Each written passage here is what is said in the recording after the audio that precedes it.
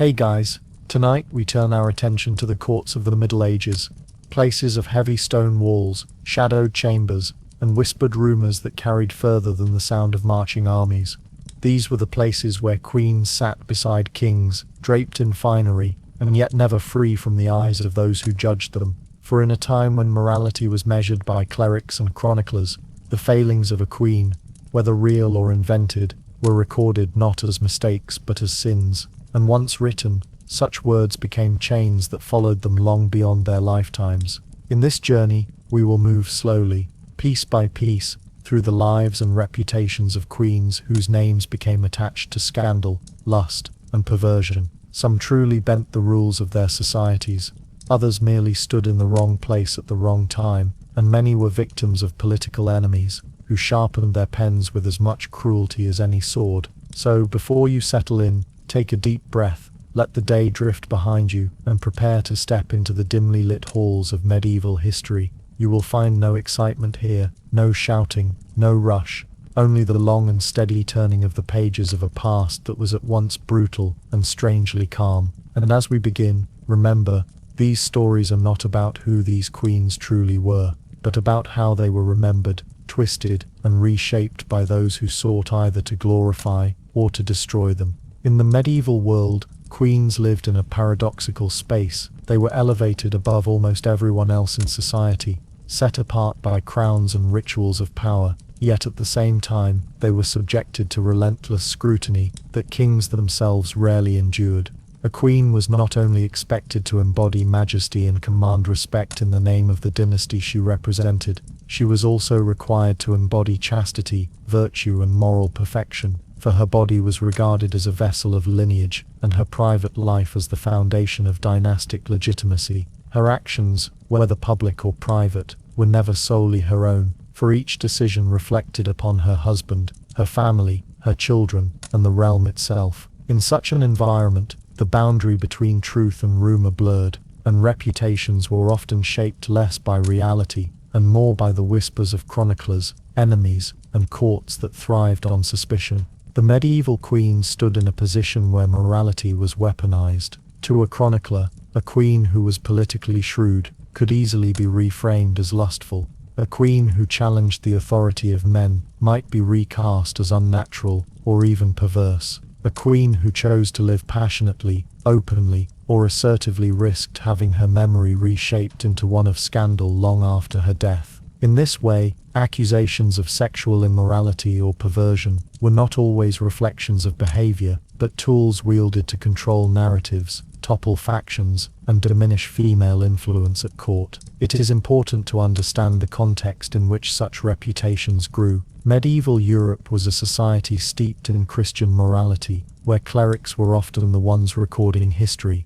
These clerics were almost exclusively men, shaped by theological notions that regarded female sexuality with suspicion and often outright fear. Eve, the biblical mother of humanity, had been portrayed for centuries as the originator of sin through temptation. Her presence was believed to demonstrate how easily women might corrupt men. As a result, queens were rarely described neutrally. They were either praised as virtuous models of chastity and loyalty, or condemned as dangerously carnal and perverse. Few occupied the middle ground. Another dimension of this moral scrutiny came from the central role queens played in dynastic succession.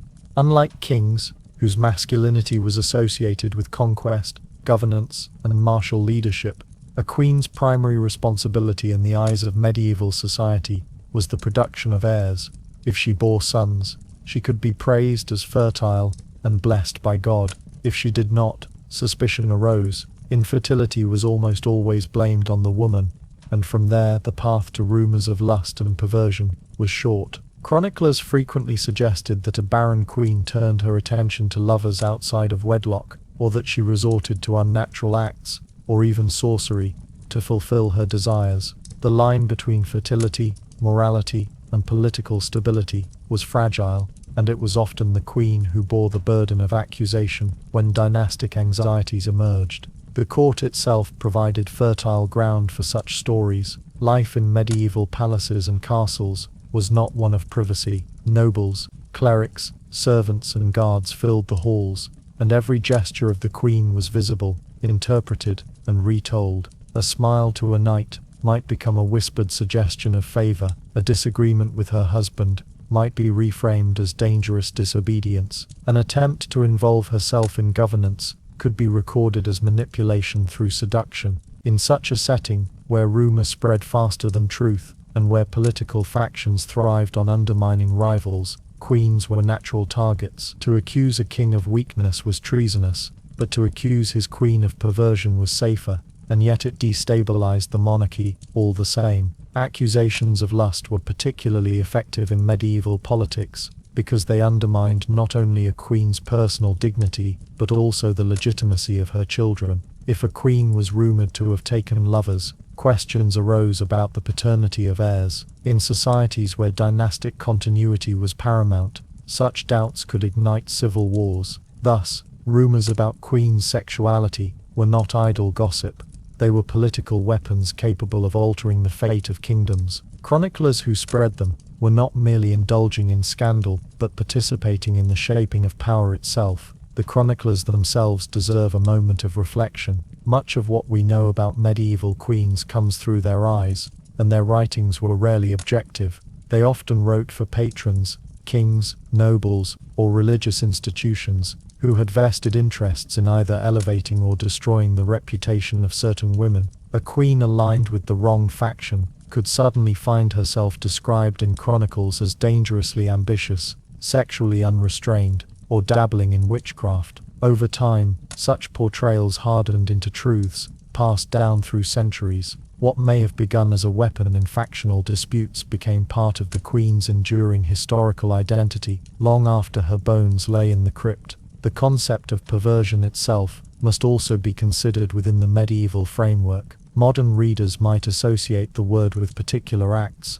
but in medieval contexts, perversion often meant any deviation from expected gender roles and moral norms. A queen who openly took political initiative could be described as perverse for stepping outside the bounds of submissive femininity. A queen who showed too much favor to courtiers could be branded perverse for allowing personal attachments to interfere with the dignity of the throne. A queen accused of witchcraft or sorcery was believed to have perverted nature itself. Thus, the label of perversion was elastic, capable of being applied to almost any behavior that threatened the patriarchal order of courtly society. This climate of suspicion and moral policing created a recurring pattern in European courts. Time and again, queens who were politically active, or who found themselves in conflict with nobles or their husbands, became the subject of scandalous accusations. Their reputations as adulterous, lustful, or manipulative endured,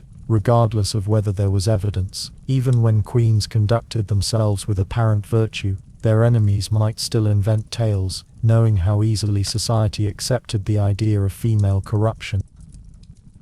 And so, across the centuries, the medieval world produced a gallery of queens remembered less for their actual deeds, and more for the scandals ascribed to them. Some of these women, like Eleanor of Aquitaine, lived lives of undeniable political ambition and passion, which gave their critics ample material.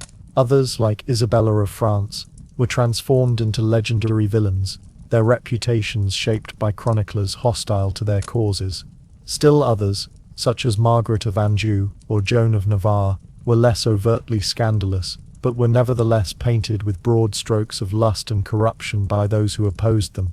The result is a legacy of memory, in which medieval queens often appear as either saints or sinners, rarely as human beings of complexity in between. Understanding this atmosphere of moral judgment is essential before we can turn to the individual stories of these women. To enter their lives is not only to study their choices, but to enter the world of those who judged them, condemned them, or praised them in ways that served their own political agendas.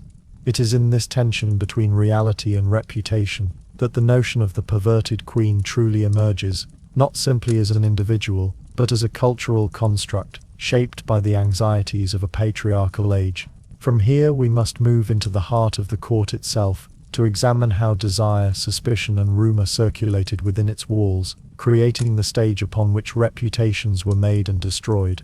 The medieval court was a place of grandeur and ceremony, but it was also a place of tension, performance and constant scrutiny. Every corridor, every hall and every chamber carried with it the echoes of voices, not just in the form of official proclamations or diplomatic discussions, but in the quieter murmur of rumor and speculation. Within the walls of castles and palaces, where nobility and clergy intermingled under the watchful eye of monarchs, the Queen stood as both a central figure and a perpetual subject of curiosity. She was expected to embody majesty, virtue, and composure, yet those very expectations made her the object of endless observation. Her gestures, her words, her silences, even the glances she exchanged with courtiers, could be seized upon, interpreted, and repeated. If the medieval court was a stage, then the Queen was at once its star and its most vulnerable performer. The architecture of medieval courts did little to protect against this. Castles were not private sanctuaries, but bustling centers of political and social life. Nobles from across the realm came to attend upon the king and queen, to seek favor, to exchange information, and to maneuver for influence. Servants, guards, scribes, and clerics moved constantly through the chambers, ensuring that few moments of a queen's life were ever truly her own. Unlike in the modern imagination, where a royal chamber might conjure images of seclusion and dignity, in reality these spaces were often crowded. The Queen dined in public, prayed in public, and even slept with attendants nearby. Privacy was nearly impossible, and in such a world, rumors found fertile ground to grow. It was in this constant exposure that the Queen's every act could become fodder for speculation. If she favored one knight over another in a tournament, it might be whispered that she looked upon him with more than admiration. If she lingered too long in conversation with a counselor, it might be suggested that her reliance upon him was improper. Even gestures of kindness could be twisted. To give a gift, to smile, or to speak softly was to risk being accused of favoritism at best, and of lust or seduction at worst. The Queen's body was never entirely her own. It belonged symbolically to the dynasty, and practically to the watchful eyes of the court. The spreading of rumor in this environment was almost inevitable, for the medieval court thrived on competition. Ambitious nobles and rival factions looked constantly for ways to undermine one another. While kings were not immune to slander, queens were far more vulnerable, for they carried the weight of dynastic purity and female morality. To accuse a king of weakness was dangerous, potentially treasonous. To accuse his queen of lust or perversion, however, was often tolerated, and sometimes even encouraged, since it allowed political factions to destabilize the monarchy indirectly. The circulation of such stories could chip away at legitimacy without confronting royal authority outright. In this way, gossip about queens was more than idle chatter. It was a form of political weaponry. A single rumor, repeated often enough, could tarnish a queen's reputation for generations. Chroniclers, who often had their own alliances and agendas, were quick to record such tales. They clothed them in the language of morality, speaking of sin and corruption, thereby transforming political rumor into historical narrative. Over time, the line between reality and invention dissolved, leaving behind portraits of queens remembered more for scandal than for their true character. The court was also a space where gendered expectations intensified the scrutiny of queens. Kings, though subject to criticism for tyranny or failure, were rarely condemned for their private desires. A king who took mistresses might be whispered about, but he was not typically described as perverse. Instead, such behavior was excused as natural to masculine vigor. For queens, however, the opposite was true. To step outside the strict boundaries of wifely obedience and chastity was to risk being branded unnatural. Thus, while kings could indulge with relative impunity, queens bore the brunt of moral judgment. Their sexuality was not seen as personal, but as emblematic of the health of the realm itself. The ritualized nature of court life also contributed to this climate. Queens were expected to preside over feasts, ceremonies, and audiences with grace, but within these carefully staged settings lay endless opportunities for suspicion. The gaze of a queen across a hall, the arrangement of seating at a banquet, the exchange of favors or tokens, all could be read as signs of hidden preference or illicit affection. Those who wished to discredit her needed only to point to such gestures and cloak them in suggestive commentary. In this way, the ceremonial theatre of the court became a stage not only for royal display but for the silent drama of rumour and desire. Servants and attendants also played their role. Many of them lived in close proximity to the queen, attending her chambers, dressing her, and moving through the same spaces daily. In such positions they became both witnesses and participants in the spread of gossip. A whispered comment overheard at night, an observation of who entered or left a room, or even a simple misinterpretation of routine, could easily spiral into scandal once carried beyond the private quarters. These servants often had little to lose and much to gain by aligning themselves with political factions, and thus their tongues became tools in the game of power. Religious authorities, too, added to the atmosphere. Clerics stationed at court frequently wrote accounts of events, interpreting the queen's actions through the moral lens of their faith. In their writings, even small breaches of expected behavior could be magnified into symbols of sin. If a queen was too assertive in council, she might be described as domineering or unfeminine. If she showed too much attachment to luxury, she could be accused of vanity or greed. And if she failed to meet expectations of sexual propriety, she could be cast as the embodiment of Eve, leading men astray. These interpretations, written in Latin and preserved in chronicles, ensured that court rumors would outlive the queens themselves. The result was an environment where a queen was constantly performing, constantly watched and constantly vulnerable to suspicion. Her public role required visibility, but that very visibility made her the target of judgment.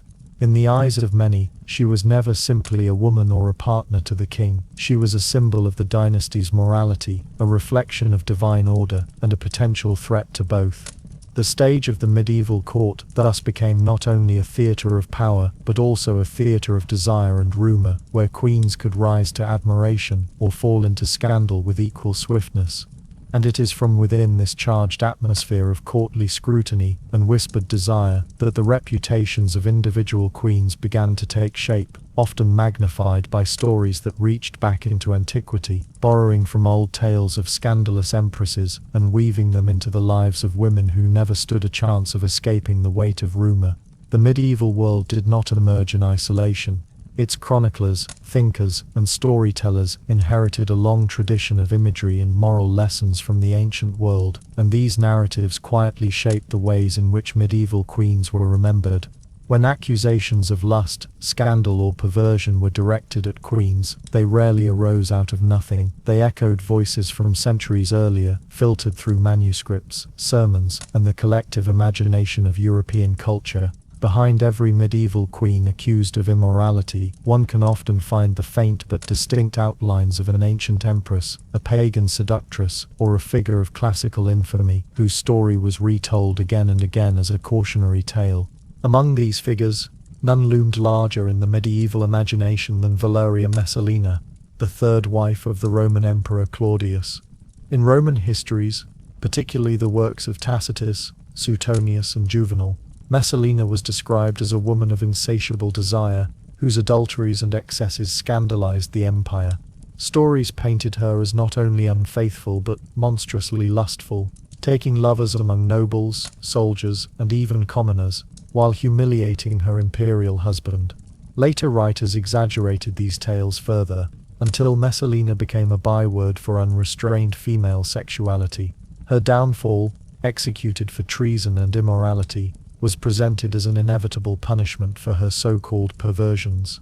Medieval chroniclers, well versed in classical texts that survived in monastic libraries, absorbed these accounts and carried them forward into their own writings, using Messalina as the template for what a corrupt and lustful queen might look like. Another figure who haunted the medieval imagination was Julia, the daughter of Augustus. Roman sources accused her of promiscuity, of using her position as the emperor's daughter to engage in numerous affairs, and of flouting the strict moral laws her father imposed on Roman society. Exiled for her behavior, Julia became a symbol of hypocrisy and the failure of female virtue within the ruling house. When medieval writers needed a model to describe a queen who brought disgrace upon a dynasty through scandal, Julia's story was ready at hand, a warning that no matter how high one's station, immorality could corrode power from within. Livia, the wife of Augustus, offered yet another archetype, though of a different kind.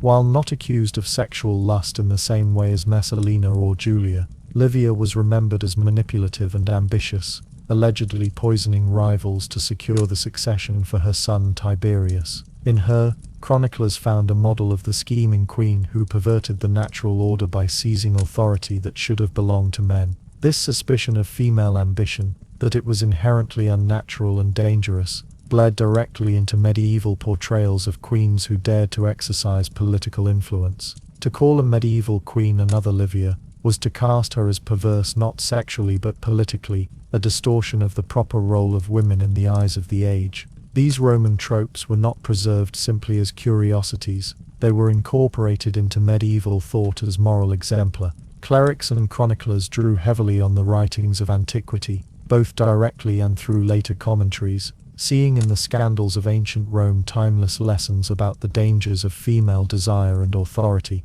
In sermons and moral treatises, Messalina or Julia might appear as cautionary figures, used to remind audiences of the destructive power of lust. In chronicles, comparisons to these figures allowed writers to frame contemporary queens in ways that resonated with their readers. If a queen was accused of adultery, it was not enough to say she had strayed, she was another Messalina. If she was suspected of ambition, she was another Livia. Through these comparisons, the moral weight of antiquity was transferred to the queens of medieval Europe. The persistence of these tropes also reflected the medieval habit of viewing history as cyclical, where the sins of the past returned in new forms. Just as Rome had supposedly fallen because of decadence and immorality, so too could kingdoms of Christendom collapse if queens and rulers gave themselves over to lust and perversion. Chroniclers who described queens in these terms were not only recounting rumor, they were warning of divine judgment. To them, the behavior of a queen was never private, but a reflection of cosmic order. A queen accused of perversion was not just a scandal to her family, she was a potential sign of the kingdom's decline. It is also telling that while Roman emperors themselves were notorious for excess, Nero, Caligula and Commodus were accused of crimes far surpassing those of any queen. Medieval writers did not seize upon these examples with the same vigor when describing kings. The sins of ancient emperors were framed as tyranny or madness, not as perversions that could corrupt the realm's moral foundation. This gendered double standard, carried forward into medieval Europe, meant that the template for perversion rested almost entirely on the shoulders of women. When we consider queens like Eleanor of Aquitaine, Isabella of France, or Margaret of Anjou, remembered for scandal, ambition, or rumored immorality, it becomes clear how deeply the shadow of antiquity shaped their reputations. Chroniclers did not invent their accusations from nothing.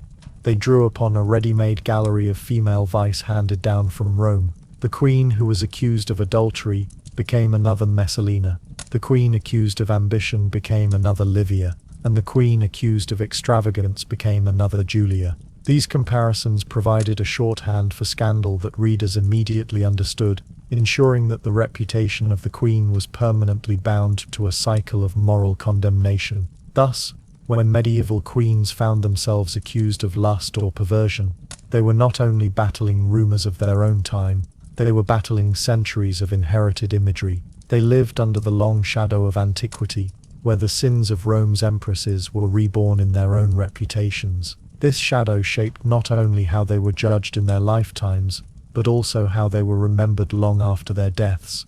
For once a queen had been compared to Messalina, no amount of virtue could easily erase the stain. From this inheritance, we move to the first of the medieval queens whose reputation became entangled in such accusations, a woman of extraordinary influence and enduring legend, whose name still echoes through history, Eleanor of Aquitaine. Eleanor of Aquitaine remains one of the most famous and complex queens of the medieval world, not only because of the sheer extent of her power, but also because of the immense weight of rumor and legend that attached itself to her name over the centuries. She was not a woman of minor influence, hidden behind the shadow of her husband or relegated to ceremonial duties alone.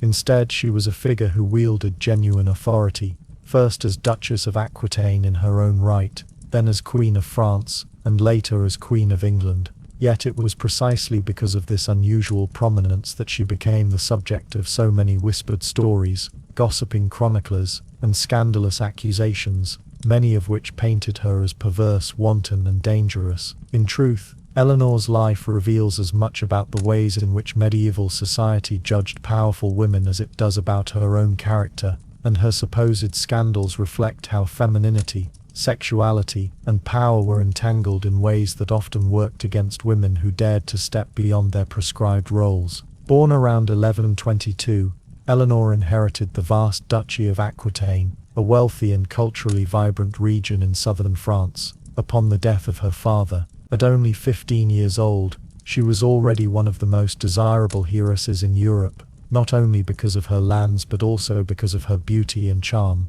both of which were frequently remarked upon. Her marriage to Louis VII of France made her Queen of France at a very young age, placing her immediately in the public eye, and at the center of a court where behavior was scrutinized at every turn. From the beginning, however, Eleanor did not conform to the image of the quiet, pious queen who supported her husband meekly. She was outspoken, politically aware, and cultured, bringing with her a taste for the refinement of Aquitaine and the lively traditions of troubadour poetry that celebrated courtly love and erotic desire. To many, this cultural world seemed harmless, but to chroniclers suspicious of women who engaged with themes of love and passion, it planted the seeds of rumor. One of the earliest major accusations that surrounded Eleanor came during the Second Crusade, when she accompanied her husband Louis to the Holy Land. It was already unusual for a queen to march alongside her husband in such a dangerous and far-reaching campaign, but Eleanor's insistence on accompanying him was taken by many as a sign of her independence and defiance of convention.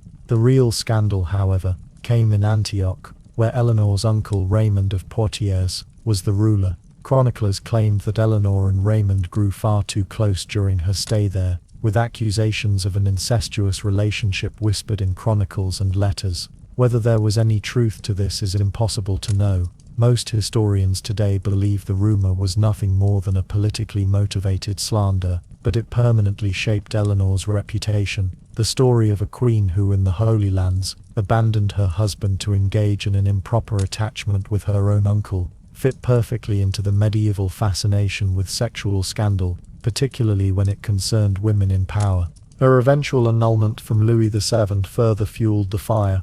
Officially, the annulment was granted because the marriage had failed to produce a male heir, but Eleanor's supposed incompatibility with Louis, and her perceived worldliness and sensuality compared to his piety, became the subject of gossip.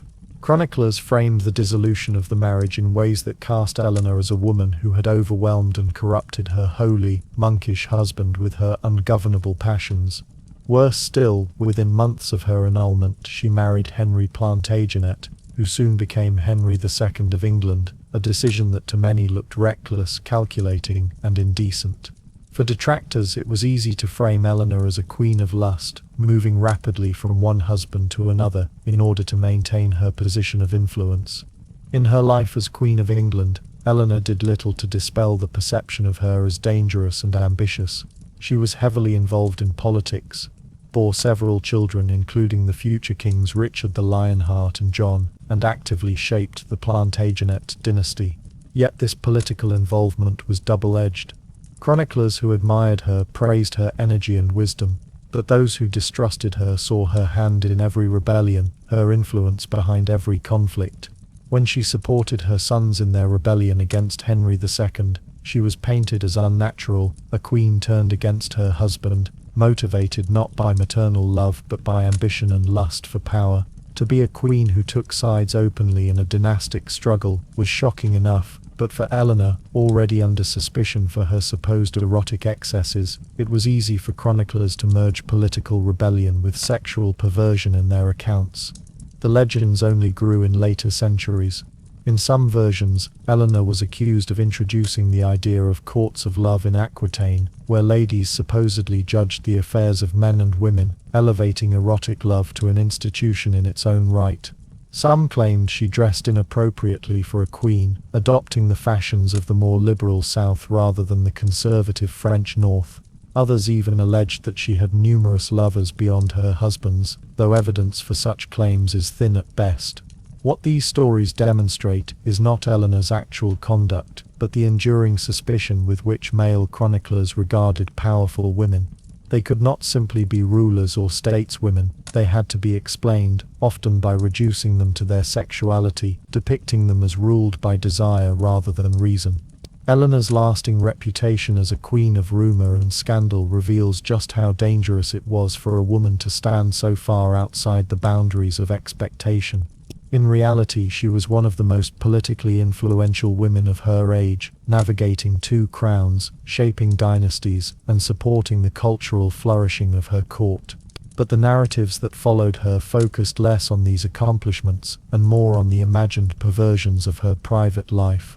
For medieval chroniclers steeped in the traditions of depicting women as seductresses and corrupters, Eleanor was an easy target. In this way, she became less a real woman, and more a symbol of all the fears men held about women who sought to exercise agency and power.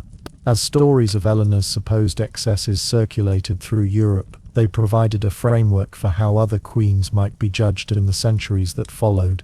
If Eleanor of Aquitaine could be depicted as a queen who was too worldly, too ambitious, and too sensual, then later queens would often be measured against her image, either praised for their chastity and obedience in contrast, or vilified for stepping too close to her supposed example. And so, as her legacy spread, it set the stage for new tales of scandal, where rumour, gossip, and moral suspicion converged to make the court itself a theatre for accusations of lust and perversion, a theatre in which every action of a queen was read as a sign of hidden corruption and desire, feeding directly into the next cycle of stories that would shape the reputations of her successors. In the long tapestry of medieval history, Isabella of France has come down to us not merely as a queen consort of England, nor as a mother of a king, but as a figure etched with one of the most dramatic epithets ever attached to a royal woman, the she-wolf of France. Such a name did not arise lightly, nor without careful construction by those who told her story. It conjures images of ferocity, hunger, lust, and a kind of unnatural inversion of feminine virtue, suggesting that Isabella was more beast than woman, more predator than consort, more dangerous than dutiful. Yet behind this infamous title lies a complicated and deeply political tale, one bound up in the unhappy marriage between Isabella and Edward II of England, the bitter disputes over his favourites, the struggles between crown and baronage, and the ever-present medieval tendency to transform political dissent into accusations of sexual transgression. Isabella's reputation was built on layers of rumour, propaganda, and literary imagination, shaped over time into a vision of perversion that was less about her private life than about her role in power and rebellion, and the way medieval chroniclers sought to understand or condemn a queen who stepped too far into a man's domain. When Isabella first arrived in England, as the young bride of Edward II in 1308, she was not seen as a dangerous figure at all, but rather as a diplomatic bridge between two kingdoms. The daughter of Philip IV of France, she carried with her not only royal blood, but also the symbolic promise of peace between long feuding neighbours. Yet even in these early years, the seeds of suspicion were sown, for Isabella was forced almost immediately into a role of watching, waiting, and competing for her husband's attention, not against another woman, but against men. Edward's notorious favourites, Piers Gaveston foremost among them. Gaveston, a man of flamboyant dress and arrogant manner, was the centre of Edward's affection, and the king's open disregard for his bride, in favour of his companion, quickly scandalised the court. Chroniclers of the time, writing with sharp pens, hinted darkly at unnatural relationships, for Edward's excessive devotion to Gaveston was a rupture in the expected pattern of kingly behaviour. And yet, while Edward was mocked for weakness, effeminacy, and sin, Isabella bore a different burden. The young queen was now positioned as a wronged woman, a humiliated wife, and thus the very conditions of her marriage already invited rumours about her own capacity for rebellion, desire, and eventual vengeance. As the years passed, Isabella's reputation grew more entangled with the turbulence of Edward's reign. After Gaveston's execution by angry barons, Edward turned to a new set of favourites, most notably Hugh Despenser the Younger and his father. The Despensers were hated by much of the nobility, for they enriched themselves shamelessly and manipulated the king's decisions. Isabella, who once had enjoyed a measure of political influence and ceremonial respect, now found herself increasingly isolated, stripped of lands, wealth, and authority, her dignity publicly insulted by the dominance of the Despencer faction.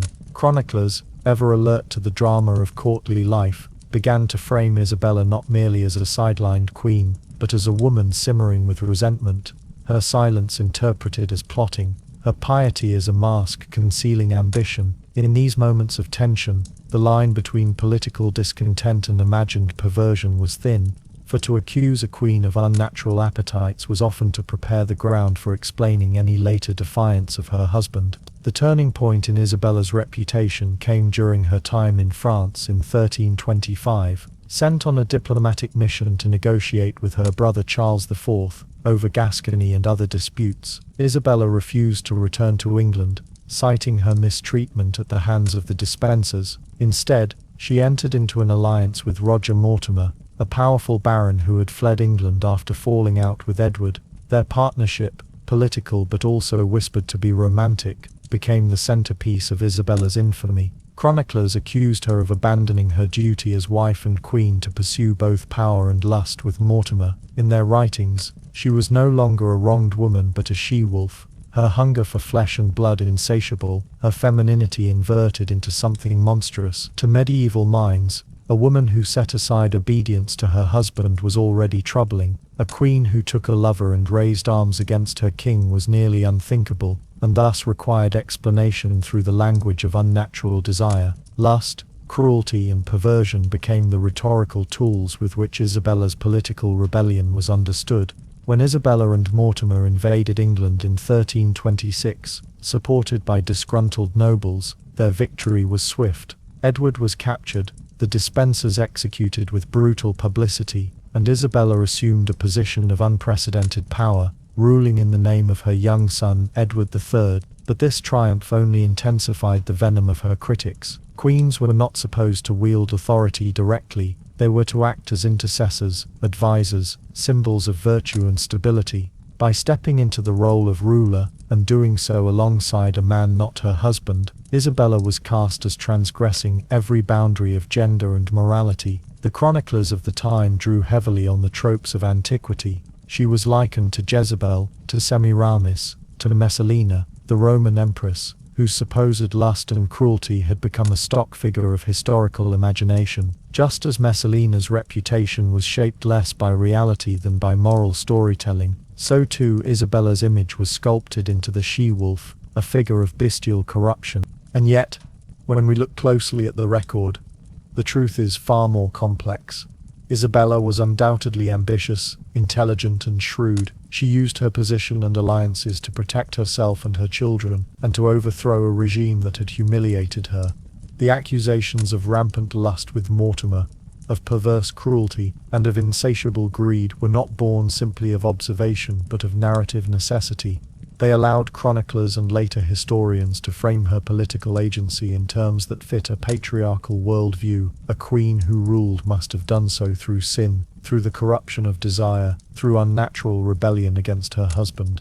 The she-wolf epithet, far from revealing the truth of Isabella's character, reveals instead the anxieties of the medieval world, anxieties about female power, about the instability of kingship, and about the blurred line between private morality and public authority. Even Isabella's fall from power reinforced these patterns of interpretation. After a few years of effective rule, Isabella and Mortimer alienated their allies by enriching themselves and excluding others from influence. In 1330, the young Edward III seized control, executed Mortimer, and placed his mother under house arrest. To chroniclers, this was the natural end to the tale. The she-wolf had overreached, devoured too much, and was now caged, her hunger contained by the rightful masculine order. Later historians, dramatists, and poets would take up her story, emphasizing the romance with Mortimer, the cruelty toward Edward II, and the moral corruption that supposedly defined her. The she-wolf of France thus lived on less as a real woman than as a cultural archetype, a warning of what happened when queens stepped beyond their prescribed roles. In reflecting on Isabella's reputation,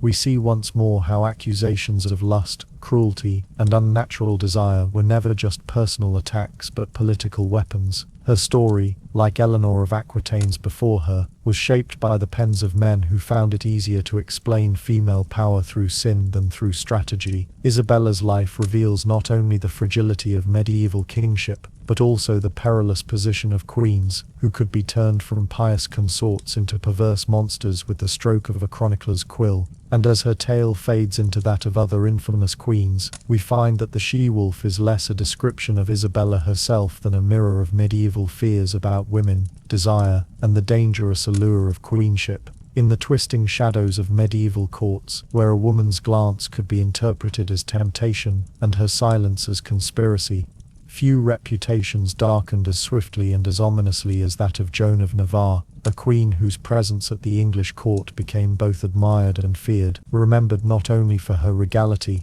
but for the whispers that clung to her name like smoke from a hidden fire, whispers of witchcraft, poison, and lust that seemed to transform her from a queen into a figure of almost supernatural menace in the minds of her contemporaries. Joan, born into the House of Navarre, and first married to John the Duke of Brittany, carried with her the prestige of noble lineage and the cultivated air of a woman trained from childhood in the delicate arts of diplomacy and courtly charm. Yet, when she crossed into England to wed Henry IV in 1403, she brought with her a foreign strangeness, a subtle otherness that would later feed the rumours against her. To many of Henry's subjects, she was a queen who arrived with her own wealth, her own influence, and her own children, not an empty vessel to be filled with English expectations, and this independence alone marked her as a figure to be suspected, for a medieval queen who seemed to stand apart from her husband was often read as dangerously autonomous. At first, Joan's presence appeared stabilizing, for she was seen as a sophisticated, mature consort who soothed Henry IV's troubled reign, a period scarred by rebellions and political unrest. But the admiration of some quickly gave way to the envy of others, for wealth and poise, when displayed by a queen, could easily slide in the public imagination into arrogance and pride, the very traits that fed rumors of corruption. Chroniclers, already inclined to distrust women who wielded subtle authority, began to paint her with the same brush that had colored so many royal women before her, suggesting that her fondness for jewels, her patronage of astrologers, and her supposed knowledge of herbal remedies concealed darker practices of sorcery. By the time Henry IV died leaving Joan a dowager queen, the stage was set for her enemies to reshape her story. No longer a stabilizing presence, she became instead a widow with influence, money, and a foreign entourage, precisely the sort of figure whose behavior could be interpreted in the most salacious or sinister of ways. The turning point came under the rule of her stepson, Henry V, who, whether through genuine suspicion or calculated political maneuvering, ordered her arrest in 1419 on charges of witchcraft and necromancy, claiming that she had conspired to bring about his death through enchantments and poisons. For a queen dowager to be imprisoned on such charges was extraordinary, and though she was never tried and later released, the mere fact of her accusation cemented her reputation in the chronicles of the age. From then on, her name was intertwined with the dangerous allure of the sorceress, a queen whose supposed appetites and arts placed her outside the bounds of acceptable femininity. What made the accusations sting more sharply was not only the association with poison and witchcraft, but also the insinuations of lust, for medieval chroniclers often paired sexual appetite with sorcery, suggesting that women who desired too freely must have drawn their strength from the devil himself. In Joan's case, her status as a foreigner, her independent fortune, and her command of household wealth were transmuted by rumor into proof of something unnatural, something perverted in both desire and intention. Her imprisonment and subsequent release did not erase the stain, for to medieval memory, an accusation was often as powerful as a conviction, and so Joan of Navarre passed into legend as a queen who embodied danger veiled in velvet, a woman whose mere presence could spark stories of potions and poisons slipped into goblets at feasts, of secret meetings in candlelit chambers, of whispered incantations designed to bend men's will. Whether or not she practiced anything beyond the piety expected of a noble woman, Her reputation became a warning that queens who stood too strong, who managed too much, or who possessed too keen a mind could be remade by gossip into monsters of lust and shadow. In this way, Joan's story reveals not the truth of her actions but the fear she represented, the fear of a woman whose influence might exceed her prescribed role, and in the medieval imagination, that fear could only be expressed by accusing her of perversion, witchcraft and poison. In the slow unfolding of 15th century England, where dynastic ambitions clashed with fragile loyalties, and the throne itself seemed always in danger of being claimed by another hand, Margaret of Anjou became a figure upon whom rumour and resentment fastened with unusual intensity. She was not remembered, in the way of Eleanor of Aquitaine, for supposed indulgences of the flesh, nor was she accused, as Isabella of France had been, of lascivious cruelty. Instead, the whispers about her grew out of something more dangerous to the political mind of the age: her visible determination to act with authority in a world where authority was presumed to be a male prerogative. Margaret, daughter of René of Anjou and wife to the fragile Henry VI of England, was painted by her enemies not merely as a strong and active queen, but as one whose very hunger for governance was described in terms of perversion, as if ambition itself were a kind of lust. Her passion for rule, her tireless involvement in factional disputes, and her unwillingness to accept the quiet domestic role that the ideology of her time prescribed, made her an easy target for charges of unnaturalness,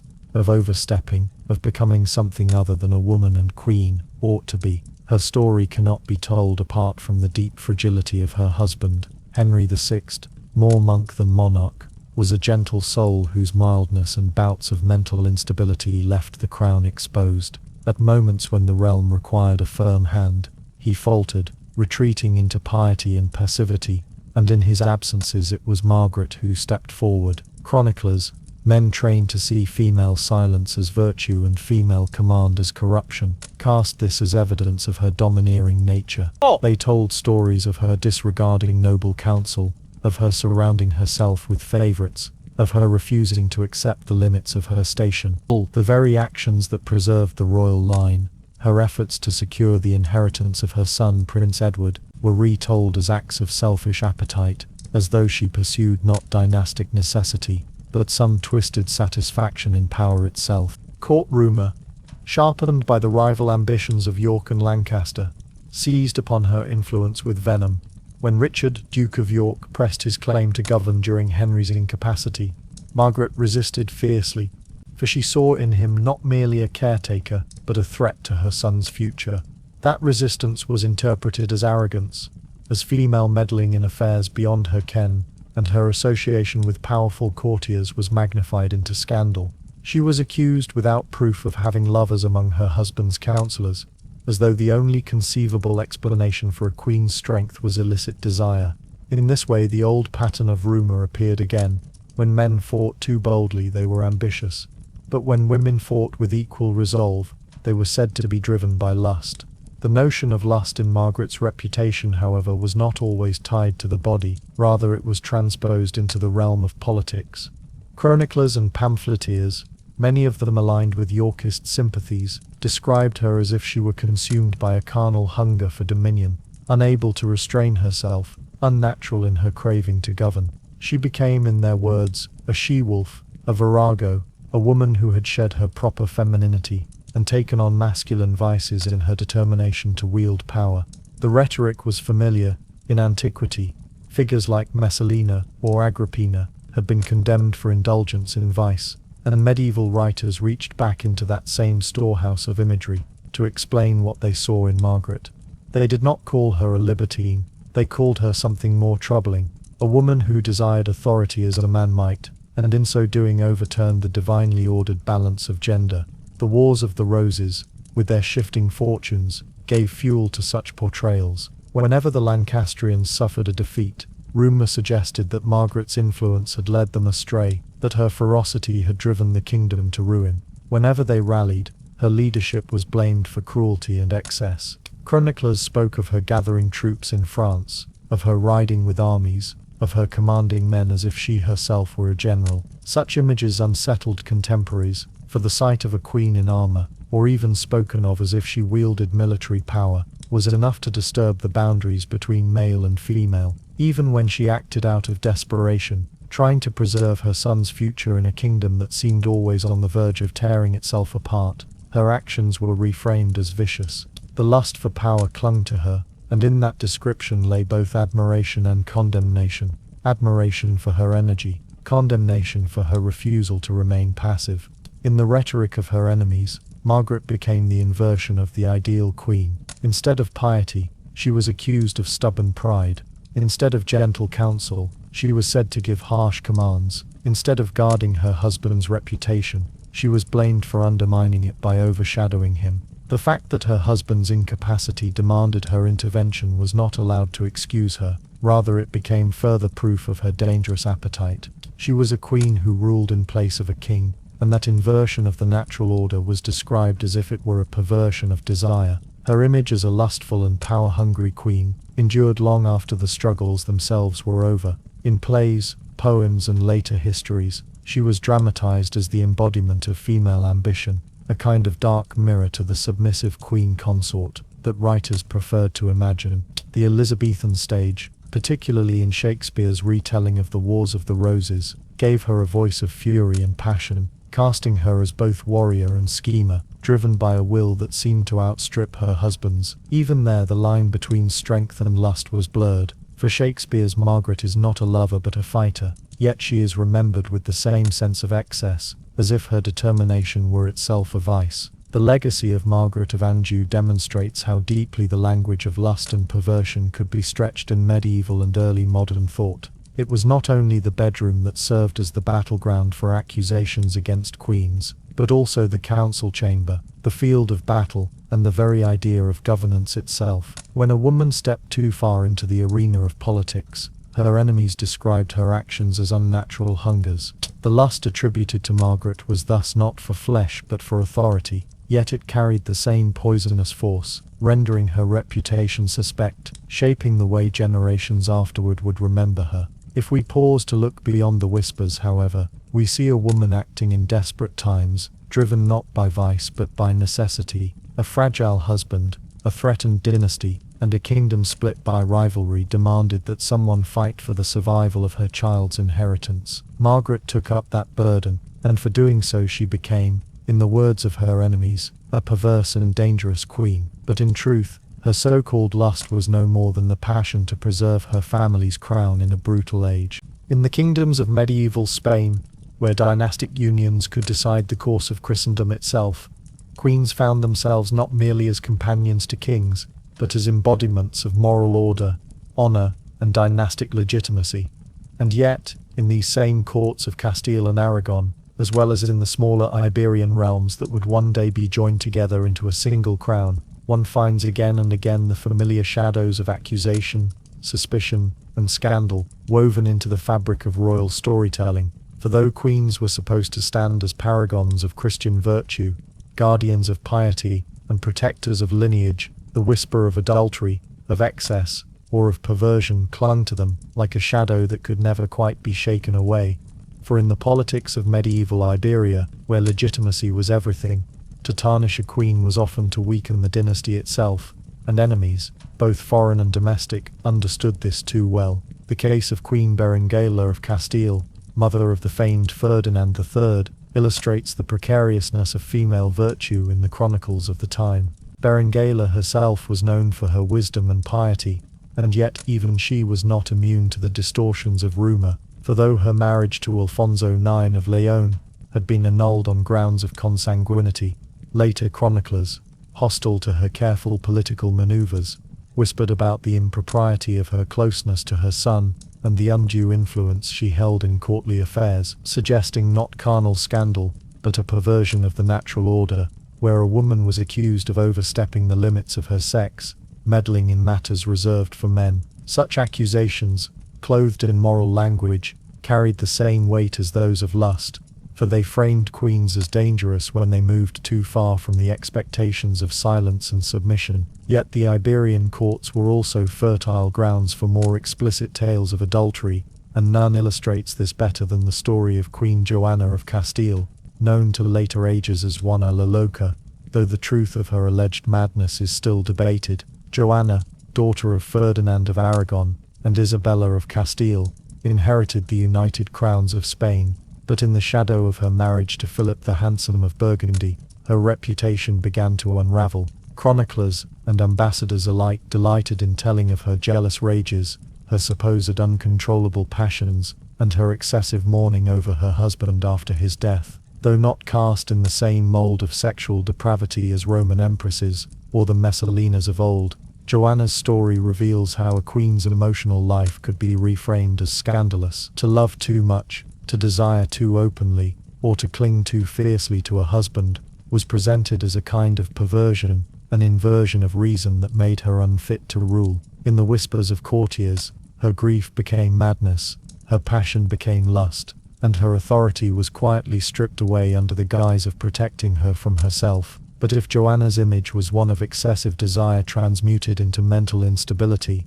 earlier queens of Iberia were accused in more direct terms of sexual misconduct. Take the case of Queen Maria de Padilla, the beloved mistress and later wife of King Peter of Castile, known to history as Peter the Cruel. While Maria herself was accused by detractors of seducing the king, of luring him into sin with her beauty and cunning, the scandal attached to her was magnified after her death, when rival factions at court depicted her not as a lawful consort, but as a temptress who had ensnared the monarch, undermining the legitimacy of her children, and, by extension, destabilizing the dynastic line. Her role as a lover, later transformed into that of a legitimate queen, did not prevent her from being tarred by accusations of lust and manipulation, for enemies knew that to paint a queen as a seductress was to weaken her progeny's claim to the throne. Aragon, too, had its share of queens caught in the net of scandal. Queen Isabella of France, the fourth wife of King Peter IV of Aragon,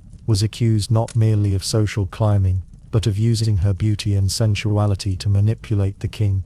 The nobility, hostile to her lower birth, crafted an image of a queen who indulged in extravagance, who corrupted court life with her vanity, and who distracted the monarch from his duties. The fact that Peter had married her for love, rather than dynastic alliance, only sharpened the sense of impropriety, for it suggested that private desire had supplanted public duty, a reversal deeply troubling to contemporaries. Sibylla's fate was to be remembered less as a queen, and more as a scandal, her image distorted by the hostility of those who could not forgive a woman of modest origins for ascending to such heights. The pattern is striking in Castile and Aragon, as in France and England. Queens who loved too much, who desired openly, or who wielded power beyond what was deemed appropriate, were turned into symbols of disorder. Their alleged sins, whether adultery, manipulation, or simple excess, were deployed as political tools, used to undermine their children's claims, to justify coups, or to paint rival factions as defenders of morality. One sees this again in the fate of Blanche of Bourbon, the young French princess married to Peter of Castile, rejected almost immediately by her husband, who preferred the company of Maria de Padilla. Blanche was accused by Peter of infidelity, a charge that not only justified his rejection of her, but also turned her into a convenient scapegoat for his own choices. To accuse a queen of adultery was an easy means of erasing her political significance, and Blanche's story ended in imprisonment and death, her reputation ruined, her role in the dynastic narrative erased except as a cautionary tale. It is worth noting that in Iberia,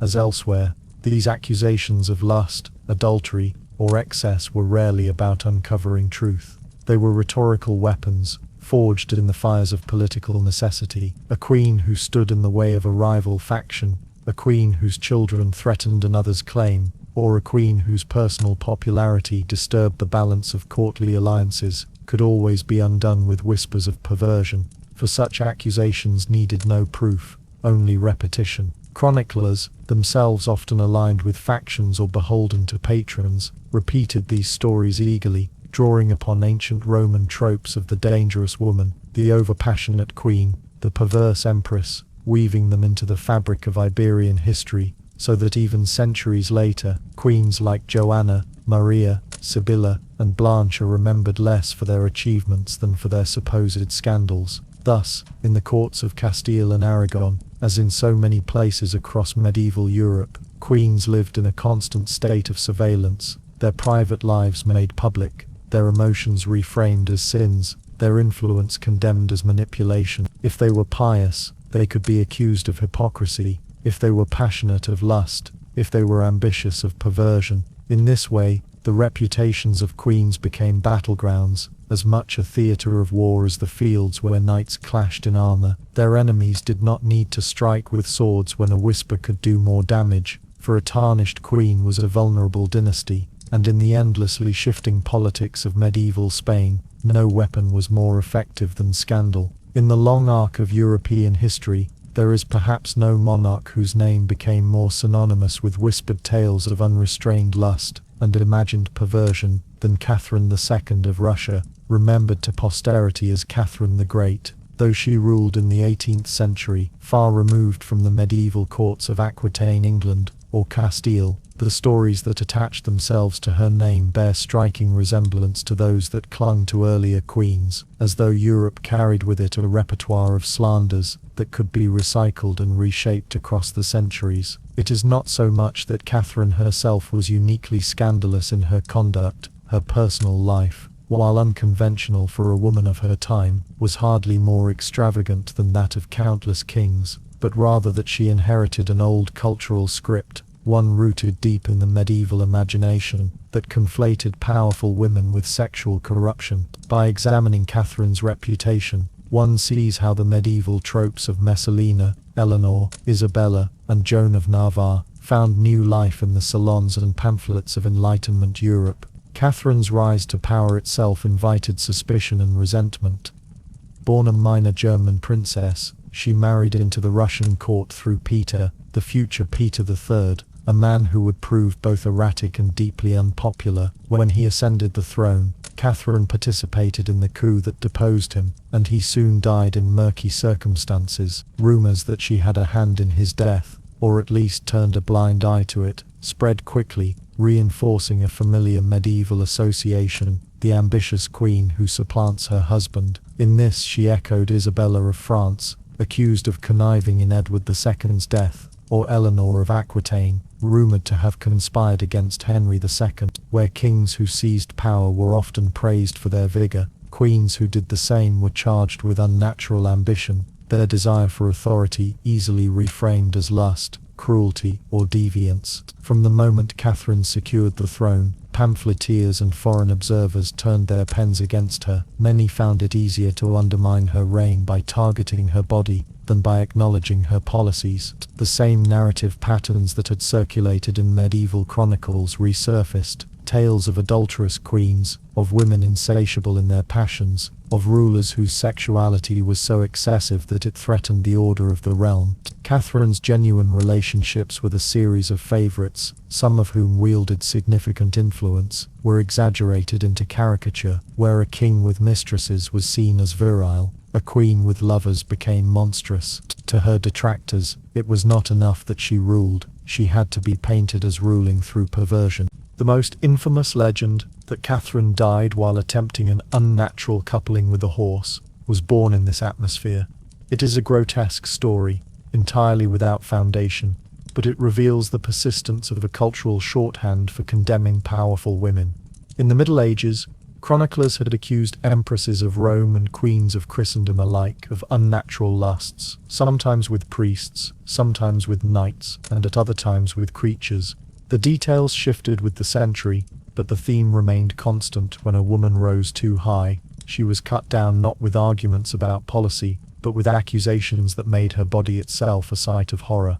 Catherine's equine slander was simply the 18th century version of the medieval charge of witchcraft, adultery, or demonic possession. Both rested on the same underlying conviction, that women were not meant to rule, and if they did, they must have overstepped the boundaries of nature itself. One can trace the genealogy of Catherine's reputation back to antiquity and through the Middle Ages with startling clarity. Roman writers had invented the archetype of the wicked empress in their depictions of Messalina, whose supposed insatiability became a favorite theme of satirists. Medieval chroniclers reused these tropes when writing about figures like Eleanor of Aquitaine or Isabella of France. their pens guided less by observed truth than by inherited patterns. By the 18th century, the printing press, gossip in the salons of Paris, and the growing appetite for scandalous pamphlets gave new life to these old stories. Catherine became Messalina reborn, a medieval she-wolf in the gilded palaces of St. Petersburg, her every private act magnified into a tale of corruption. It is telling that Catherine's remarkable achievements as a ruler were often obscured by these rumors. She modernized Russia's administration, expanded its borders, corresponded with Enlightenment philosophers, and sought to bring her empire into conversation with the intellectual currents of her age. Yet for her enemies, none of this mattered as much as the suggestion that she lived in sin. In this sense, the smear campaigns against her mirror those against queens centuries earlier. Margaret of Anjou's political leadership became lust for power, Joan of Navarre's regency became witchcraft, and Catherine's enlightened despotism became perversion. The actual content of their rule faded behind the convenient spectacle of scandal. What makes Catherine's case particularly striking is how long her sexual reputation outlived her. Even today, schoolchildren may snicker at the horse story, while few recall her legal reforms, her patronage of the arts, or her victories over the Ottoman Empire. This imbalance is precisely what her detractors in the 18th century intended. By anchoring her legacy in the realm of rumor and desire, they ensured that she would be remembered not as a monarch of substance, but as a cautionary tale of female ambition. The echo of medieval queens in her reputation is not accidental but structural. Europe had trained itself, over centuries, to respond to female rule with scandal, and yet Catherine's endurance as a figure of fascination also testifies to the power of these myths. Just as Eleanor of Aquitaine became legendary precisely because of the rumors that swirled around her, Catherine remains one of the most recognizable monarchs in history, in part because of the scandalous aura that attached itself to her name. The very slanders meant to destroy her gave her a strange immortality, linking her across time to the long line of queens who were never permitted to be remembered simply as rulers. In this way, Catherine the Great's reputation cannot be understood in isolation. She was not merely an 18th century sovereign tarnished by Enlightenment gossip, but the latest iteration of a medieval tradition of slander, an echo of Messalina, Isabella, and Joan. The fact that centuries separated her from them mattered little, for the cultural script remained unchanged. Powerful women were rewritten as perverse, their authority rendered unnatural, and their bodies made into allegories for disorder. Catherine's medieval echoes remind us that scandal is rarely born anew. It is inherited, adapted, and retold, a chorus of whispers that lingers across the ages. In order to understand why so many medieval queens were remembered, not for their acts of governance, patronage, or lineage, but instead for rumors of lust, cruelty, and unnatural appetites, one must consider the role of the medieval church, which dominated both moral thought and the production of written history. Clerics were the principal authors of chronicles, sermons, and moral treatises, and their voices framed the lens through which queens and their behavior were recorded. When chroniclers sat at their desks in monasteries, writing under the light of candles, they were not neutral historians but moral interpreters. Their pens shaped not only events but also reputations, and when they wrote of queens, their judgments were filtered through a theological worldview that equated female sexuality with sin, temptation, and disorder. The scandalous image of the perverted queen was in many ways less a reflection of women themselves than of the anxieties and warnings projected by the men who wrote about them. The church had long inherited from patristic writers, and from the Bible itself, the association of women with weakness and temptation. From Eve, who first reached for the fruit in the Garden of Eden, to Jezebel, the painted temptress who corrupted Israel's king, scriptural models framed the female body as a site of danger. Clerics preaching to audiences in the marketplace or before royal courts repeated these warnings again and again, reminding listeners that women could lead men into ruin.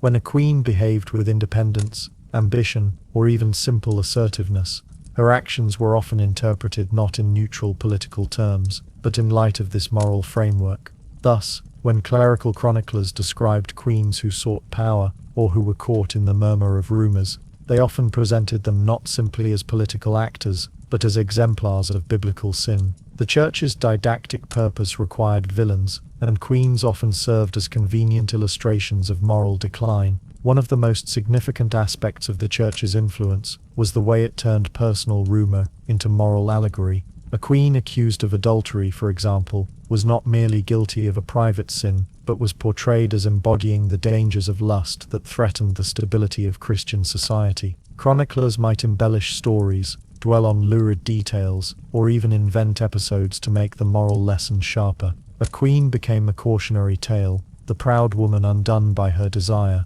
the ambitious wife who overstepped the natural order, the seductress who distracted her husband from his duties. By writing queens into this moral theatre, clerics reinforced their sermons with real-world examples. The queen's downfall became a story that echoed from pulpit to manuscript, reminding all who heard it that women, especially powerful ones, must be contained and controlled. The church's suspicion of queens was also tied to broader anxieties about the intersection of female influence and male authority. Medieval theology upheld a hierarchy, in which men ruled and women obeyed, justified by Paul's admonition that women should be silent and submissive. Queens, however, by virtue of their proximity to kings and courts, threatened this order. They were wives, mothers, and sometimes regents. They whispered into the ears of rulers, negotiated alliances, and commanded patronage networks. To clerics who feared disorder, this influence could appear subversive. Thus, chroniclers often described queens' involvement in politics not as legitimate governance, but as manipulation, deception, or witchcraft. By framing female authority as unnatural, the church's writers cast queens as dangerous, their very presence in politics a form of moral corruption. The rhetoric of lust and perversion was particularly useful to clerics because it linked political critique with moral warning. A queen's enemies might circulate rumors about her affairs, and when these stories reached clerical chroniclers, they were readily adopted and amplified. Sexual scandal was never only about sex, it was about power. By portraying a queen as adulterous or insatiable, chroniclers could discredit her authority, delegitimize her children, and weaken the dynasty she represented. The charge of perversion, whether in the form of adultery, witchcraft, or excessive desire, became a narrative weapon. And because clerics wrote within a moralizing tradition, these tales were not recorded as gossip alone, but as instructive lessons, ensuring they would echo across centuries. The church's role in shaping these narratives can also be seen in the careful contrast it drew between the good queen and the bad queen. A virtuous queen was silent, pious, and maternal. She founded convents, prayed for her husband, and served as a model of Marian chastity. Chroniclers lauded women like Saint Margaret of Scotland, whose sanctity was praised precisely because it aligned with clerical ideals of female virtue. But against these saints stood the villains, the Eves, the Jezebels, the Delilahs, queens whose independence or ambition was recast as sexual immorality. The dichotomy between the chaste queen and the perverted queen was not accidental. It was a deliberate moral framing, with each queen's reputation shaped to fit one of two archetypes. For clerical chroniclers, history was not about shades of grey but about exemplar stories designed to teach. It is also important to note that the church's narrative power was magnified by its monopoly on literacy. For much of the Middle Ages, the majority of lay people could not read or write, and history was communicated through sermons, oral tales, and images. Clerics, as the literate elite, decided which stories to preserve in chronicles and which to emphasize in preaching. A rumor whispered at court could vanish into silence, or it could be picked up by a chronicler and preserved forever.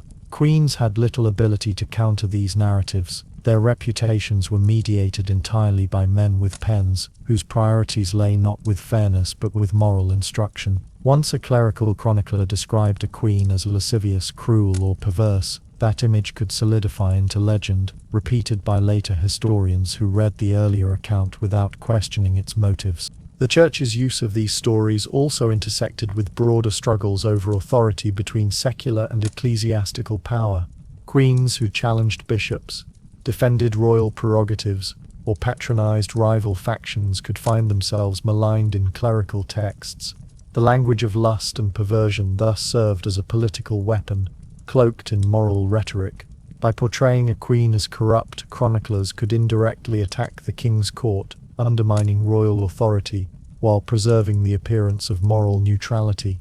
These attacks were particularly effective because they spoke to deeply rooted fears about women's sexuality and the fragility of dynastic succession. In this way, the Church's narratives about queens were not only about individual morality, but about the balance of power in Christendom itself. Even after the medieval period, the echoes of these clerical narratives continued to shape cultural memory. Queens remembered as Scandalous, Eleanor of Aquitaine, Isabella of France, Margaret of Anjou, owe much of their reputation not to their actual deeds, but to the stories written about them by men steeped in the moralizing traditions of the Church. These reputations proved remarkably resilient, recycled in later centuries as evidence of women's inherent danger in politics. In some ways, the legends of Catherine the Great centuries later were not new inventions but medieval echoes, reworkings of the same clerical fears about women, power, and sexuality. The medieval Church's shadow lingered long after its direct influence had waned. Thus, the role of the Church in shaping the morality of queens' reputations cannot be overstated. By controlling the production of texts, by interpreting history through a biblical lens, and by casting political events into moral narratives, clerical chroniclers ensured that tales of perverted queens became fixtures of cultural memory. These queens were not only women of flesh and blood, but moral symbols, woven into sermons and chronicles as warnings against sin. Their supposed excesses, lusts and cruelties were not merely stories but exemplar narratives designed to instruct, to frighten, and to reinforce a worldview in which women's power was always suspect. In this way, the Church did not simply record history, it created it, shaping how medieval queens were remembered and ensuring that their reputations carried the stain of perversion for centuries to come. In the long and shadowy corridors of early medieval memory, few royal women were so persistently marked with the stain of cruelty, lust, and dangerous ambition as Brunhilde of Austrasia, the Merovingian queen, whose reputation has come down to us less as a record of fact than as a construction of rumor, hostility, and the heavy hand of chroniclers who mistrusted power in female hands. Born around the middle of the 6th century, Brunhilde was a Visigothic princess, daughter of King Athanagild of Hispania, who was married into the Frankish realms to cement ties between two important dynasties. Her husband, King Sigebert I of Austrasia, was a ruler of one of the fractured Frankish kingdoms that together formed the patchwork dominion of the Merovingians, descendants of the legendary Clovis. From the start, Brunhilde stood out among the Merovingian court. She was well educated, trained in Roman law, schooled in statecraft, and accustomed to a courtly refinement that in the eyes of Frankish warriors seemed almost alien.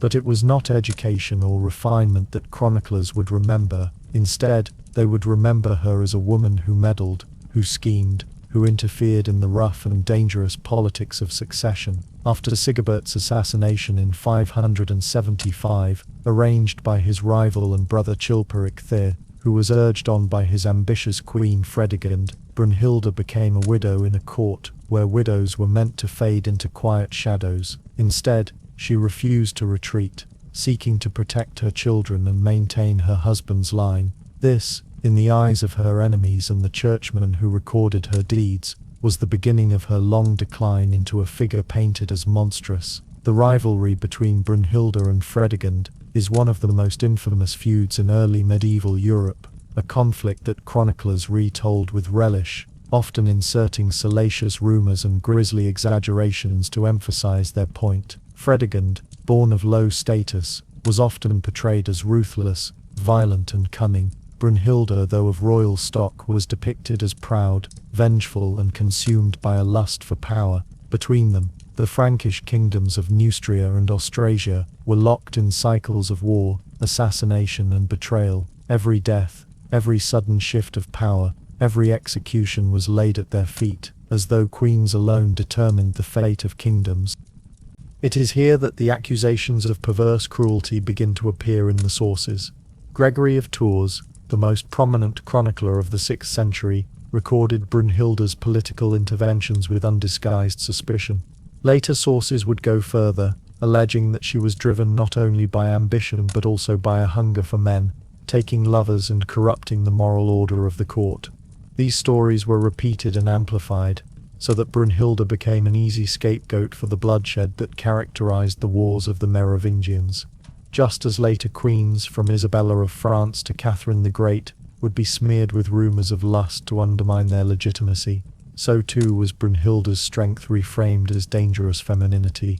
Her enemies in Austrasia and Neustria claimed that her hand was behind endless plots, that she seduced noblemen, that she manipulated her sons and grandsons to keep power in her grasp. In truth, what Brunhilde was doing was something very familiar in dynastic politics. She was trying to preserve her family's claim. After her husband's death, she acted as regent for her young son Childebert II. Later, she guided the rule of her grandsons, ensuring that her line did not fall prey to rivals. Such behavior, when enacted by men, was praised as statesmanship and loyalty to family. When enacted by women, it became unnatural ambition and was portrayed as evidence of moral corruption. By the early 7th century, Brunhilde was in her 60s, a remarkable age for a woman in a world where few survived so long. Yet instead of being allowed to retire into dignity, she was pursued with relentless hostility. Her great rival Fredegund had long since died, but the chroniclers ensured that their feud lived on in memory, and Brunhilde came to symbolize not merely an ambitious queen but an unnatural and perverse presence in politics. When she finally fell into the hands of her enemies in 613, the manner of her execution reflected the degree of hatred she had inspired in their writings.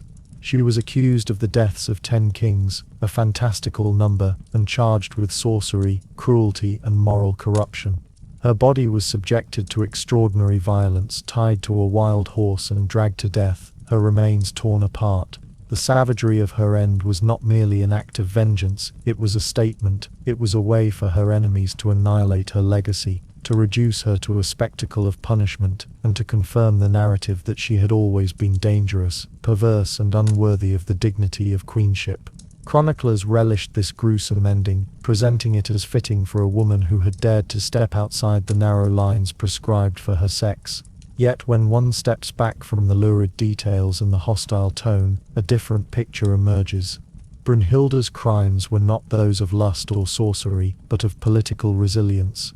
She ruled as regent for multiple generations, she maintained influence in an unstable kingdom, and she navigated one of the most treacherous political landscapes in medieval Europe. The stories of her lovers, her unnatural desires, her supposed cruelty, are echoes of the same misogynistic strategies later applied to countless queens across the centuries. The idea of the perverse queen was a convenient tool. It explained away instability, it warned against female authority, and it reduced complex struggles into moral tales. Brunhilde thus stands as one of the earliest examples of a queen whose memory was deliberately corrupted to serve a narrative of warning. Just as later chroniclers would smear Margaret of Anjou for her political will, or accuse Isabella of France of animalistic cruelty, so Brunhilde was cast as the embodiment of feminine excess. That she lived in the Merovingian world, a time of fragile dynasties, blood feuds, and chronic violence, made her a ready vessel for the anxieties of her contemporaries. Today, historians attempt to recover Brunhilde from beneath the layers of accusation and slander. They note her administrative reforms, her role in strengthening roads and law codes, her alliances and marriages arranged for her children and grandchildren. They point to her longevity in a brutal political age as evidence of her skill. But the shadow of the chronicles lingers, reminding us of how powerful the medieval imagination was in shaping memory, and how a woman who ruled too long, too visibly, and too effectively could be remembered not as a stateswoman, but as a monster. And so in the long, slow rhythm of history, Brunhilde remains a queen of rumor, a figure both real and distorted, her life divided between what she actually did and what hostile voices wanted posterity to believe. Her story is not just hers, but part of a broader medieval pattern, one where queens became vessels for the fears of men, and where strength itself was recast as perversion. In the dim corridors of medieval imagination, there existed a space where the boundaries between power, desire, and the supernatural seemed to blur, and it was often in this space that queens found themselves trapped by accusations that mixed lust with sorcery, authority with diabolical corruption. For a society that lived beneath the constant gaze of the church, where every deviation from the expected order of things was read as rebellion not only against king and crown, but also against God. The figure of the queen could easily become a lightning rod for suspicion. She was at once visible and veiled, the closest advisor to the king yet, by doctrine, bound by her womanhood, to remain obedient and passive.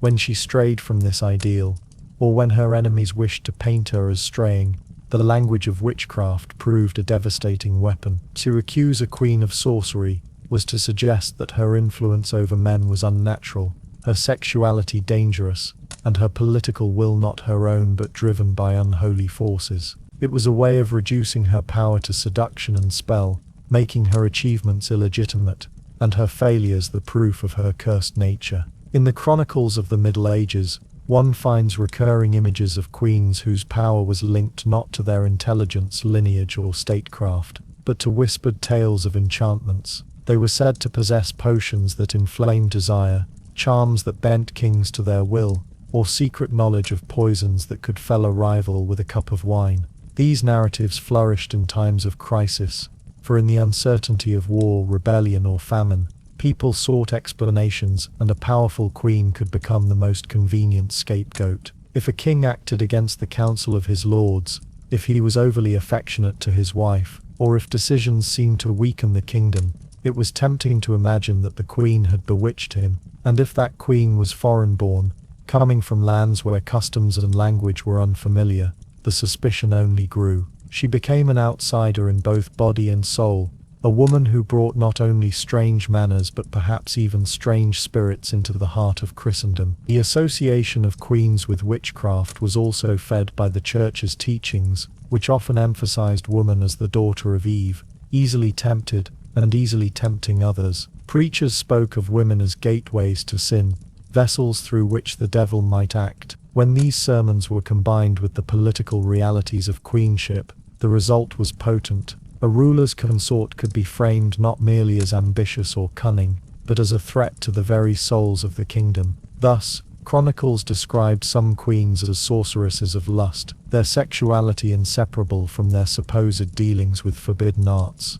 A queen who dressed lavishly or who was rumored to have lovers might be said to practice love magic, binding men to her will. A queen who argued fiercely in council might be accused of using charms to stiffen her voice and sharpen her tongue. Even natural misfortunes, plague, stillbirths, bad harvests, could be pinned upon her as evidence of occult influence. The tales of Joan of Navarre, who faced whispers of sorcery in England, show just how such narratives could grow. She was accused not only of greed and ambition, but of possessing knowledge of spells. In the early 15th century, enemies of powerful women like Joan suggested they used witchcraft to maintain influence over kings or to plot their rivals' downfall. Though hard evidence was scarce and the charges often collapsed under scrutiny, the accusations themselves lingered, clinging to the memory of these queens long after their deaths. The stain of sorcery was not easily washed away, for once chroniclers inscribed it upon parchment, it became part of the larger legend. This fusion of lust and sorcery was especially dangerous because it attacked queens on two fronts simultaneously, their bodies and their power. To accuse a queen of adultery was shameful enough, but to claim she had ensnared her lover with magic made her doubly damned. It was not merely that she was unfaithful, it was that her very womanhood was twisted into a weapon of demonic design. Such accusations undermined dynasties, casting doubt upon the legitimacy of royal heirs. If a queen had conceived a child under enchantment, was that child truly royal, or the spawn of some enchanted deception? If she had used witchcraft to seduce the king, was his rule even valid, or was he merely a puppet in her spellbound hands? These were the kinds of questions whispered in cloisters and noble halls, questions that poisoned reputations for generations. There was, of course, a deeper irony in all this. The same qualities that were feared as witchcraft, cleverness, eloquence, the ability to persuade, were the very qualities that made queens effective in their roles. A queen was expected to intercede for her people, to soften the king's wrath, to act as a mediator between factions. To do this required intelligence and influence. Yet, when she exercised these skills too visibly, enemies reimagined them as sorcery.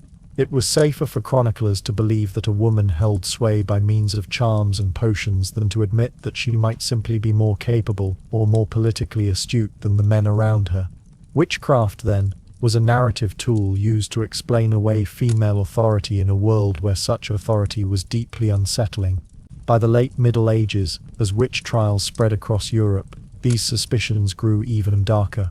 Queens were rarely dragged to the stake themselves, for their rank often protected them from the courts that consumed lower-born women. Yet the language of accusation was the same, and queens were often portrayed in chronicles with the same imagery used to condemn peasant women: night rituals, secret dealings, unnatural appetites. The overlap between lust and sorcery persisted, for both were seen as disruptions of God's natural order, and both were linked in medieval thought to the female body. In the end, the legacy of these accusations reveals more about the anxieties of the men who wrote them than about the queens themselves. The image of the lustful sorceress queen was less a reflection of reality than a mirror held up to medieval fears. Fears of women who could not be controlled, fears of sexuality unbound by law or custom, fears of power that slipped beyond the grip of the nobility and the church. By weaving together lust and witchcraft, chroniclers created a story that satisfied these fears, offering an explanation that was both moral and supernatural. But in doing so, they also immortalized queens not as they were, but as symbols of a danger that haunted the medieval imagination. A danger where love and power, beauty and magic, all merged into something at once alluring and terrifying.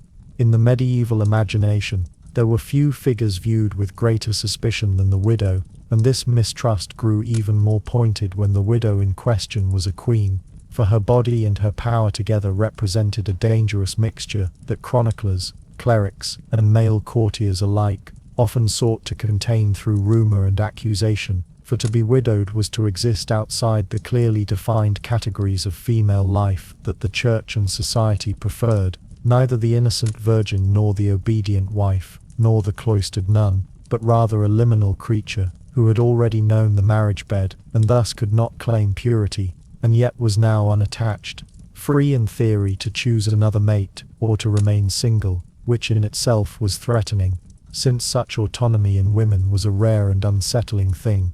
In countless texts of the age, widows were said to burn with lust, as though the very act of losing their husbands unleashed in them a hunger that could no longer be controlled, and when that widow was a queen, with wealth, retainers, and the possibility of remarriage for political advantage, the tales grew darker still, twisting natural grief or natural authority into images of perversion and unbridled desire. The root of this suspicion lay deep in the theology of the time, for the medieval church fathers often warned against the passions of widows, claiming that their bodies, once awakened, would not rest, and that chastity after marriage was a harder virtue than chastity before it, and thus the widow who did not immediately flee to a convent or take some vow of renunciation was seen as precarious, vulnerable, or even willfully sinful. The writings of men such as Jerome and Augustine, endlessly copied in monasteries and cited by later preachers, spoke of the danger of widows who sought pleasure or second marriages,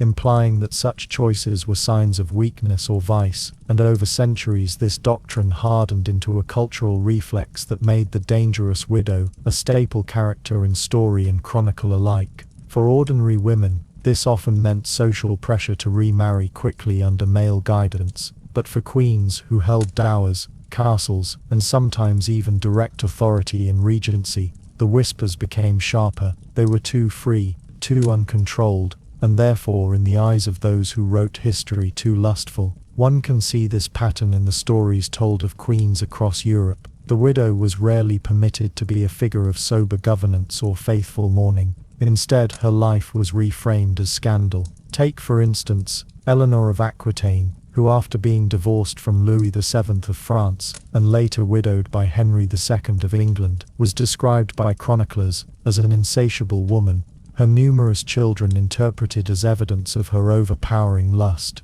her assertive role in politics cast as a symptom of uncontrolled female appetite. Similarly, queens in Iberia, France, and the Empire were painted in lurid colors when widowed, as if the lack of a husband automatically meant that they were prowling for new lovers. Chroniclers loved to suggest that behind the council chamber and the courtly pageant, the widow queen was secretly driven by her body, her politics, but a mask for her private hunger. The reason was not only theological but also political, for the remarriage of a widow could alter alliances, shift lands, and even determine the succession of kingdoms. To accuse a widowed queen of lust was not merely an attack on her personal character, but a way of casting doubt on any marriage she might seek, thereby discouraging suitors and weakening her bargaining position. The whisper of scandal thus became a tool, wielded by ambitious barons and clerics to hem in female power. The queen's widowhood was reframed as a crisis, her independence reimagined as corruption. It was safer for the chroniclers to depict her as sinful than to admit openly that she threatened the male monopoly on authority. In the courtly romances that circulated in the 12th and 13th centuries too, one finds this theme of the dangerous widow. Often she appears as a temptress, a woman of wealth and freedom who uses her independence to lure knights away from duty, offering her hand but demanding loyalty that undermines their service to their rightful lords. These fictional tales, though less explicitly political, reinforced the same association: the widow as excessive, perilous, and disorderly. She was no longer bound by the same social rules as a maiden, and therefore she was imagined as a creature who could bend or break rules entirely, and in that transgression lay her supposed lust. What is striking, when one reads these accounts slowly, is how the grief of widows was erased. Surely many of these queens mourned their husbands. Surely many found widowhood a period of solemnity or exhaustion, but the chroniclers rarely admitted this. Instead, they recast tears as cunning, solitude as scheming, and every act of survival as evidence of secret desire. If a widow ruled for her son as regent, this was said to be a mask for her own hunger for power and flesh. If she chose not to remarry, it was because she had lovers hidden in the shadows. If she did remarry, it was because she was overcome with lust. There was no safe path. The very state of widowhood itself was enough to invite the stain of perversion. We see also how widows were linked with witchcraft in the popular imagination, for the idea of a woman alone, knowledgeable in worldly things, free from marital restraint, lent itself easily to rumors of sorcery. In some chronicles, widowed queens were said to dabble in charms, to ensnare new husbands by love potions, to use dark arts to preserve their beauty or their influence. Such charges, though almost certainly false, carried the familiar undertone that their bodies were not their own but engines of temptation, sources of corruption that required supernatural explanation. Thus the dangerous widow was not only lustful, but possibly diabolical, her very freedom a scandal that the patriarchal order sought to correct by turning her into a cautionary tale. The echo of this archetype resonates across centuries, shaping how queens were remembered. Brunhilde of Austrasia, Eleanor of Aquitaine, Isabella of France, each in her turn was painted with the brush of excessive lust, and their widowhood became the stage on which such stories were played. To modern eyes, the pattern is almost mechanical, repeating the same tropes again and again. The queen who dares to rule alone is rewritten as the queen who cannot control herself, and her widowhood, far from a private sorrow, becomes public evidence of perversion in the eyes of those who recorded her story. Thus the medieval chronicle teaches us more about the fears of men than about the realities of women, for the dangerous widow is not so much a historical fact as a cultural construction, a mirror held up to anxieties about female independence, sexuality, and power. Behind the accusations, one can still glimpse the real queens, striving to maintain their dynasties, to defend their children, to survive in a brutal political world. Yet what remains in the texts are the rumors. The widow is lustful, the widow is scandalous, the widow is perverse. It is a reminder of how history was shaped, not only by events but by the pens of those who recorded them, and how women, especially widowed queens, were so often trapped in stories not of their making. When one turns to the peculiar world of the crusader states, those fragile kingdoms and principalities carved out of the Levant in the aftermath of the First Crusade, one finds that the figure of the queen becomes even more exposed to the sharp edge of rumor, suspicion, and scandal. For here at the edges of Christendom, where Latin nobles ruled over a patchwork of local peoples, surrounded by enemies, dependent on reinforcements and approval from the West. Every action taken by a royal woman could be interpreted as either salvation for the kingdom or destruction through sin. The queens of Jerusalem, Cyprus and other crusader holdings were not merely companions to their husbands, they were sometimes heirs in their own right, sometimes regents for absent crusaders, sometimes mothers trying to preserve dynasties in lands where succession was a matter of life and death. In such settings where politics was inseparable from survival, the accusations hurled at them, whispers of lust, tales of adultery, charges of betrayal, were weapons as sharp as swords. Consider for instance the case of Queen Melisende of Jerusalem, who reigned in the 12th century as one of the most powerful female rulers of the medieval world. As the daughter of King Baldwin II and the Armenian princess Morphia, she was married to Fulk of Anjou, who had once been a crusader himself. At first their marriage was meant to secure the kingdom, but chroniclers could not resist the temptation to frame their relationship in terms of suspicion and desire. William of Tyre, the famous chronicler of the Latin East, recorded how Queen Melisende surrounded herself with handsome courtiers and favourites, provoking Fulk's jealousy. The king was said to fear that his authority was being undermined, not only politically but also sexually, for in the medieval imagination, a queen's independence could too easily be read as a symptom of lust. Whether true or not, the image endured, Melisende as a woman whose power was tied to her supposed attractions, whose court was clouded by whispers of favoritism born from passion rather than policy. Yet this same Melisende was in reality a capable ruler defending her son's claim to the throne and administering the kingdom with skill. The accusations of lust were simply the language in which male chroniclers explained female authority in a world where such authority seemed unnatural. Equally dramatic were the tales spun around Isabella of Jerusalem, who reigned in the late 12th and early 13th centuries during the chaos following the fall of Jerusalem to Saladin in 1187. Isabella's story is marked by multiple marriages, each of which brought new opportunities for scandal in the eyes of her contemporaries. First married as a child to Humphrey of Turon, she was later pressured to annul this union, on the grounds that it had not been consummated, and instead married to Conrad of Montferrat, a man seen as a strong leader capable of restoring the kingdom. When Conrad was murdered shortly after, suspicion fell on rivals, and Isabella quickly married again, this time to Henry of Champagne.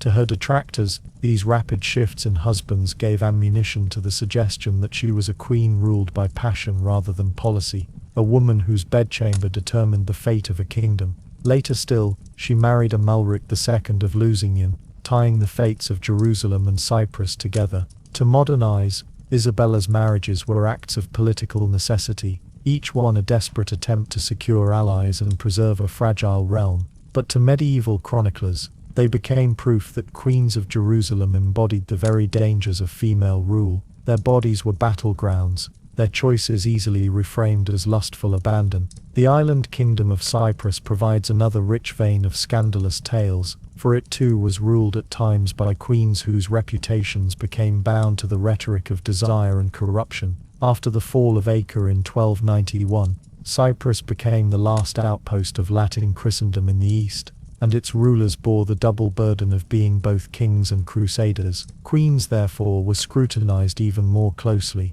The Lusignan dynasty, which ruled Cyprus, produced women who were at times regents, negotiators, and mediators with both Western powers and neighboring Muslim states. Yet in the chronicles of the time, they appear less as skilled stateswomen than as figures of seduction or betrayal. Take, for example, Queen Alice of Champagne, who served as regent of Cyprus in the early 13th century. She was accused by some of being overly fond of her favorites, indulging in luxuries, and ignoring proper restraints. Such charges are vague, but their vagueness was the point in the language of scandal. Accusations of excess or favoritism often meant that a woman was suspected of lust. The image of the queen regent as a dangerous widow or adulteress was all too easy to craft in an age where male nobles resented female authority. Similarly, later queens of Cyprus, such as Charlotte and Caterina Cornaro, found themselves the targets of insinuations that their inability to produce heirs, or their reliance on foreign allies,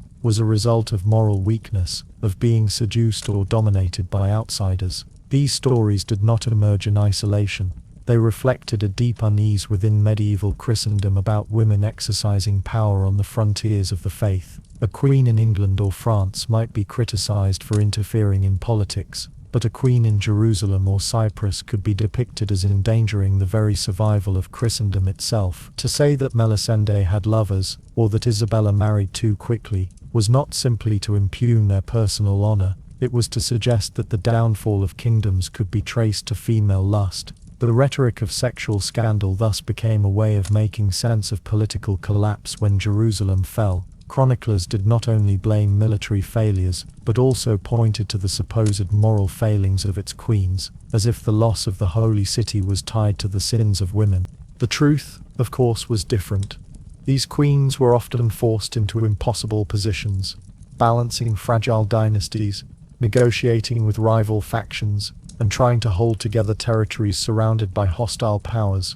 Their choices of husbands, lovers, or advisors were political calculations, not indulgences in passion, yet the chronicles rarely recorded them as such. Instead, they turned these decisions into cautionary tales about lust and intrigue. In doing so, they inscribed onto the bodies of crusader queens the anxieties of a whole civilization, fears about female authority, fears about the loss of holy lands, fears about the corrupting influence of the East. It is striking then, how durable these images have been. Even centuries later, when novelists and dramatists returned to the Crusades, they often revived the old tales of the lustful queen, the scheming widow, the adulterous regent. The Crusader states may have fallen, but the stories lived on, serving as reminders of how power and scandal were inseparably linked in the medieval imagination. And nowhere was this more visible than in the kingdoms of Jerusalem and Cyprus, where the queens bore not only the crowns of fragile realms, but also the heavy burden of reputations shaped by lust and intrigue. Elizabeth Woodville, who would rise from the relatively modest station of a widowed noblewoman to become Queen of England, has often been remembered less for her undeniable beauty, or the unprecedented circumstances of her marriage, than for the murky reputation that clung to her name long after her death. Few medieval queens demonstrate so clearly how easily stories of love could be twisted into tales of lust, and how quickly romance could be recast as perversion and witchcraft when politics demanded it.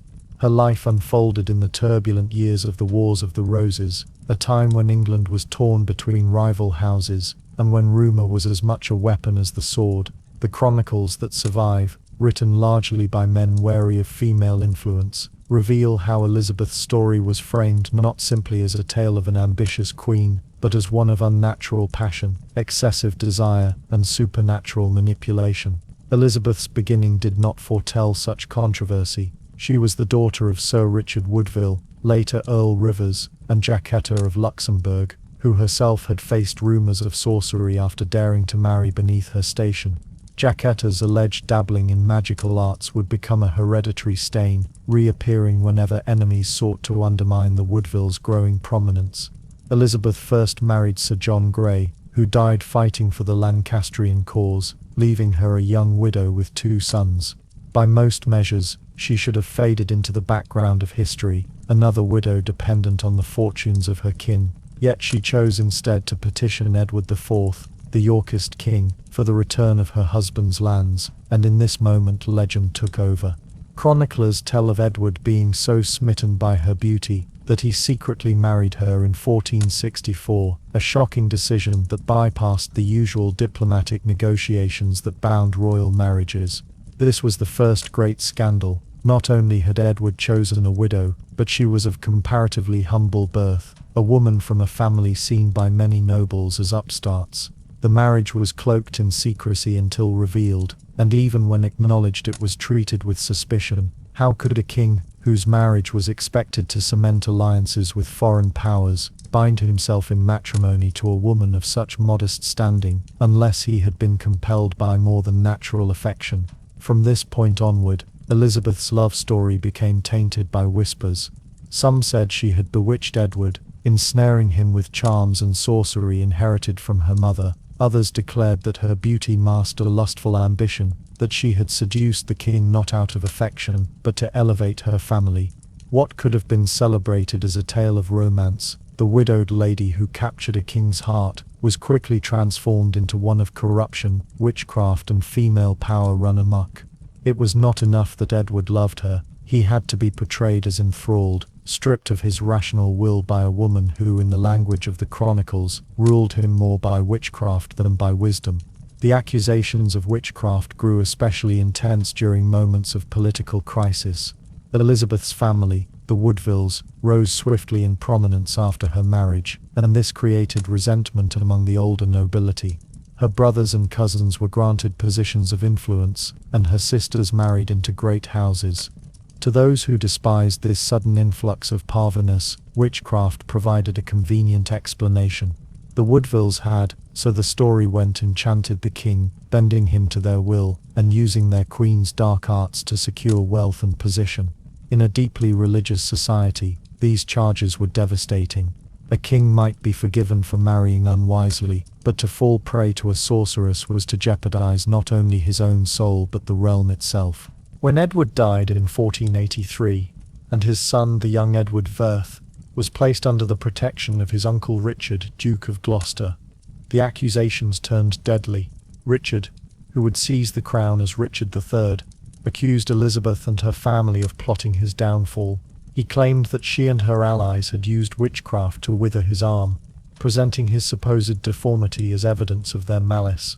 The witch queen image became an official weapon of state, used to justify Richard's usurpation and the imprisonment of Elizabeth's sons, the so-called princes in the Tower. Whether Richard truly believed these charges, or simply found them politically useful, the effect was the same. Elizabeth was recast as a dangerous widow, whose sorcery threatened the stability of England. It is striking how the language of lust intermingled with these accusations of magic. Elizabeth was accused of using her beauty to ensnare Edward, of harboring an excessive desire for power, and of corrupting the natural order by placing her kin above their station. Lust in this sense was not merely sexual but political, an insatiable appetite for control, disguised as the affection of a queen. This reframing of her marriage turned what had been a private union into a public scandal, one that could be wielded by her enemies whenever it suited them. In the years after Richard III's fall and the rise of the Tudor dynasty, Elizabeth's reputation softened somewhat,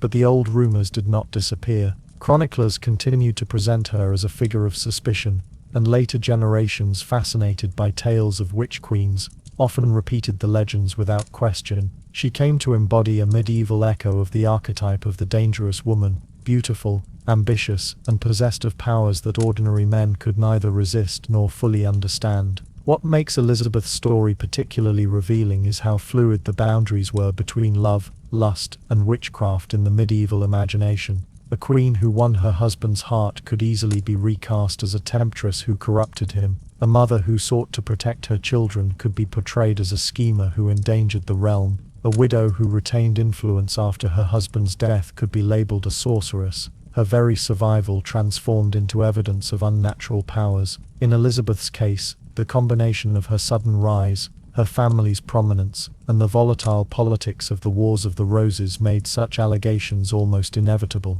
Yet behind the layers of scandal, the outline of a very different woman can be glimpsed. Elizabeth was a survivor in a ruthless age, a queen who maneuvered through civil war, widowhood, and betrayal, and who ultimately lived to see her daughter become queen consort to Henry VII, founding the Tudor dynasty. Her legacy, though shadowed by tales of lust and witchcraft, was in fact one of endurance and quiet triumph. The scandal that defined her reputation was less a reflection of her true character than of the anxieties her presence aroused. Anxieties about female power, about social mobility, and about the fragile line between love and corruption. In the end, Elizabeth Woodville's story is not merely that of a queen maligned by rumor, it is the story of how medieval society itself struggled to reconcile the reality of powerful women with the moral framework imposed upon them. To love was acceptable, but to love too strongly, to rise too swiftly, or to influence too boldly, was to invite accusations of perversion,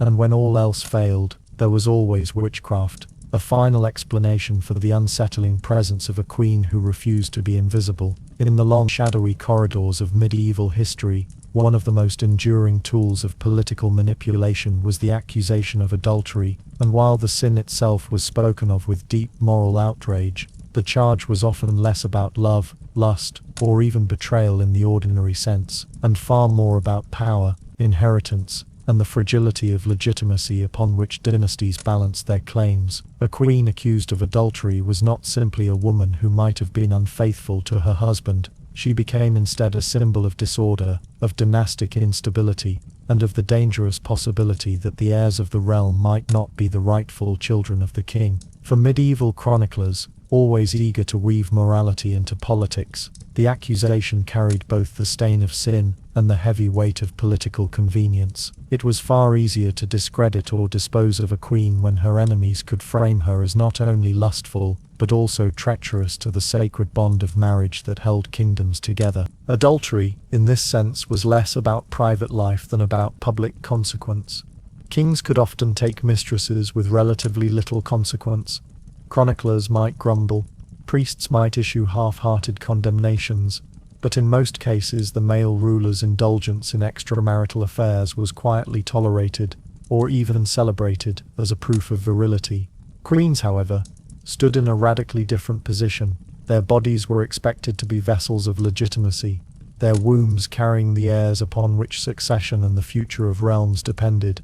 The mere suggestion that a queen might have strayed from her husband opened the possibility that royal children were illegitimate, that dynasties could collapse, and that rival claimants might exploit uncertainty. Thus, the charge of adultery was wielded like a sword, cutting not only at the queen's reputation, but also at the very structure of monarchy itself. One sees this dynamic repeatedly across the centuries. In England, Eleanor of Aquitaine, despite her political strength and formidable reputation, was rumoured in hostile chronicles to have engaged in inappropriate relationships, including the extravagant and baseless tale that she had once been romantically entangled with her uncle. These accusations were likely exaggerated, but they served the purpose of casting doubt upon her loyalty, and of framing her later rebellions against Henry II as the actions of a woman overcome by passion, rather than political calculation. Similarly, in France, the unfortunate Joan of Burgundy, queen consort to Philip VI, became entangled in the notorious Tour de Nesle affair, in which royal women were accused of adultery with knights, a scandal that resulted in imprisonment, executions, and the tarnishing of reputations that would echo for generations. Though historians doubt the veracity of much of the story, its utility in curbing female influence at court was undeniable. The charge of adultery was not limited to Western Europe. In the courts of the Iberian kingdoms, from Castile to Aragon, queens who stepped into the political sphere, or who aligned themselves with factions, were often accused of sexual impropriety as a means of undercutting their authority. Maria de Padilla, the mistress and later wife of Peter of Castile, was branded adulterous and corrupt by rival factions who sought to reduce her influence over the king. The fact that such accusations could persist long after her death demonstrates how deeply entwined the idea of sexual scandal was with political legitimacy. Once a queen or consort had been painted with the brush of adultery, her reputation was rarely cleansed. These accusations also had a ritual quality. They were not whispered rumors alone, but sometimes staged as public spectacles meant to dramatize guilt and shame. Queens might be forced into trials, their alleged lovers tortured into confessions, their fates bound to a theater of punishment designed to reinforce patriarchal order. Adultery was a crime against the king, but also against God, the realm, and the idea of proper female behavior. When charges were proven, truthfully or not, the queen might face imprisonment, exile, or enforced seclusion in a convent. Such punishments were political acts disguised as moral judgments, ensuring that her influence over the court was severed while presenting the process as a righteous defense of virtue. Behind all this lay a deep unease with female agency. A queen who advised her husband, who intervened in politics, who forged alliances or backed her children's claims, could be framed as acting out of unnatural ambition. To accuse her of adultery was to clothe political resentment in moral indignation, making it easier for chroniclers to condemn her in a way that seemed both pious and natural. The moral panic served as a cover for the real fear, the that a woman through her counsel and her proximity to the throne might destabilize the balance of power. By branding her as adulterous, men could reduce her to an object of shame, dismissing her actions not as strategic, but as the wild impulses of lust. The politics of adultery then reveal the double standard at the heart of medieval power. Kings could sin without consequence, queens could be destroyed by mere rumor. The chronicles that preserve these tales remind us less of the supposed sins of queens than of the anxieties of the societies that judged them, societies that viewed women's bodies as both sacred vessels of dynastic continuity and dangerous sites of disorder. Each accusation of adultery was a weapon, one sharpened by fear and wielded in the name of both morality and power, leaving behind reputations forever marked, and reminding us that in the precarious world of medieval monarchy, the most perilous thing a queen could do was not to betray her husband, but simply to be accused of doing so. In the Old Norse world, where stories were woven not simply to entertain but to instruct, where sagas were carried across the long winters by firelight and memory, queens appear not as quiet figures seated at the side of their kings, but as central forces whose power was often framed in unsettling and sometimes corrupting ways, for the sagas gave them both agency and danger, painting them as women whose influence could sway the fate of kingdoms, yet whose sexuality and ambition were remembered with suspicion. In these Icelandic and Scandinavian sagas, written down between the 12th and 14th centuries,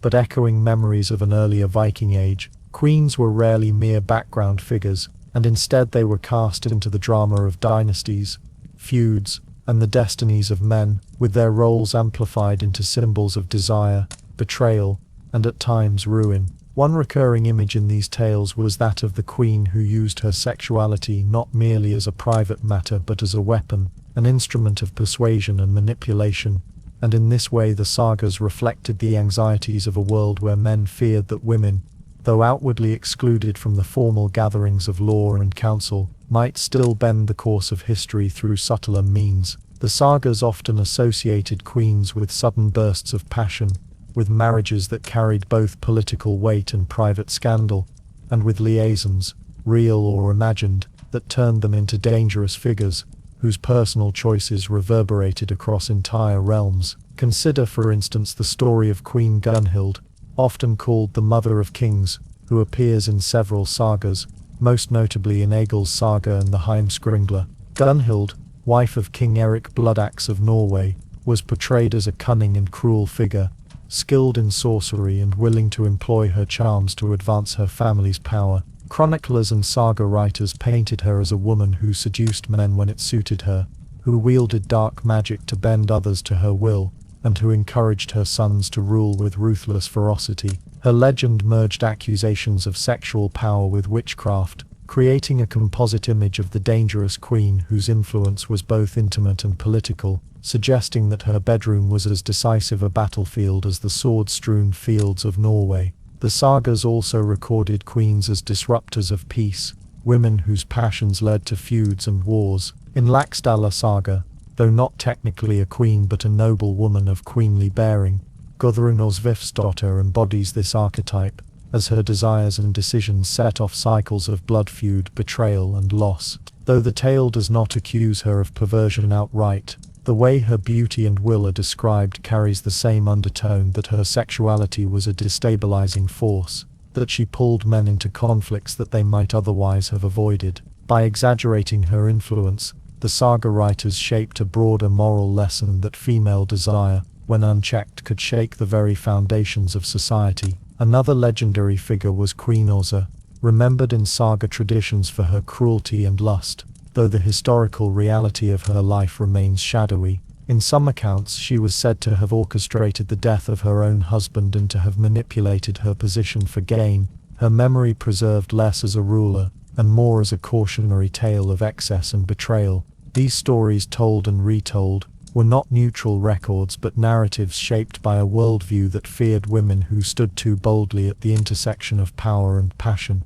It is striking that in Norse tradition, queens and noble women were not simply vilified for their desires, but their supposed excesses were often interlaced with supernatural elements. Accusations of sorcery, of brewing potions, of cursing rivals, and of conjuring storms at sea appeared alongside charges of infidelity or seduction, suggesting that to medieval Scandinavian imaginations, female sexuality and the occult were two sides of the same coin. To be a queen who commanded too much influence was to invite stories of dark powers, of witchcraft, and of corrupting lust. The sagas also reveal a cultural fascination with women who disrupted the expected roles of obedience and silence. In tales such as Volsunga Saga, queens and noble women are remembered for urging their sons or husbands into vengeance, stoking wars that might have cooled, and demanding acts of blood to settle matters of honor. Though such actions elevated them as figures of strength and cunning,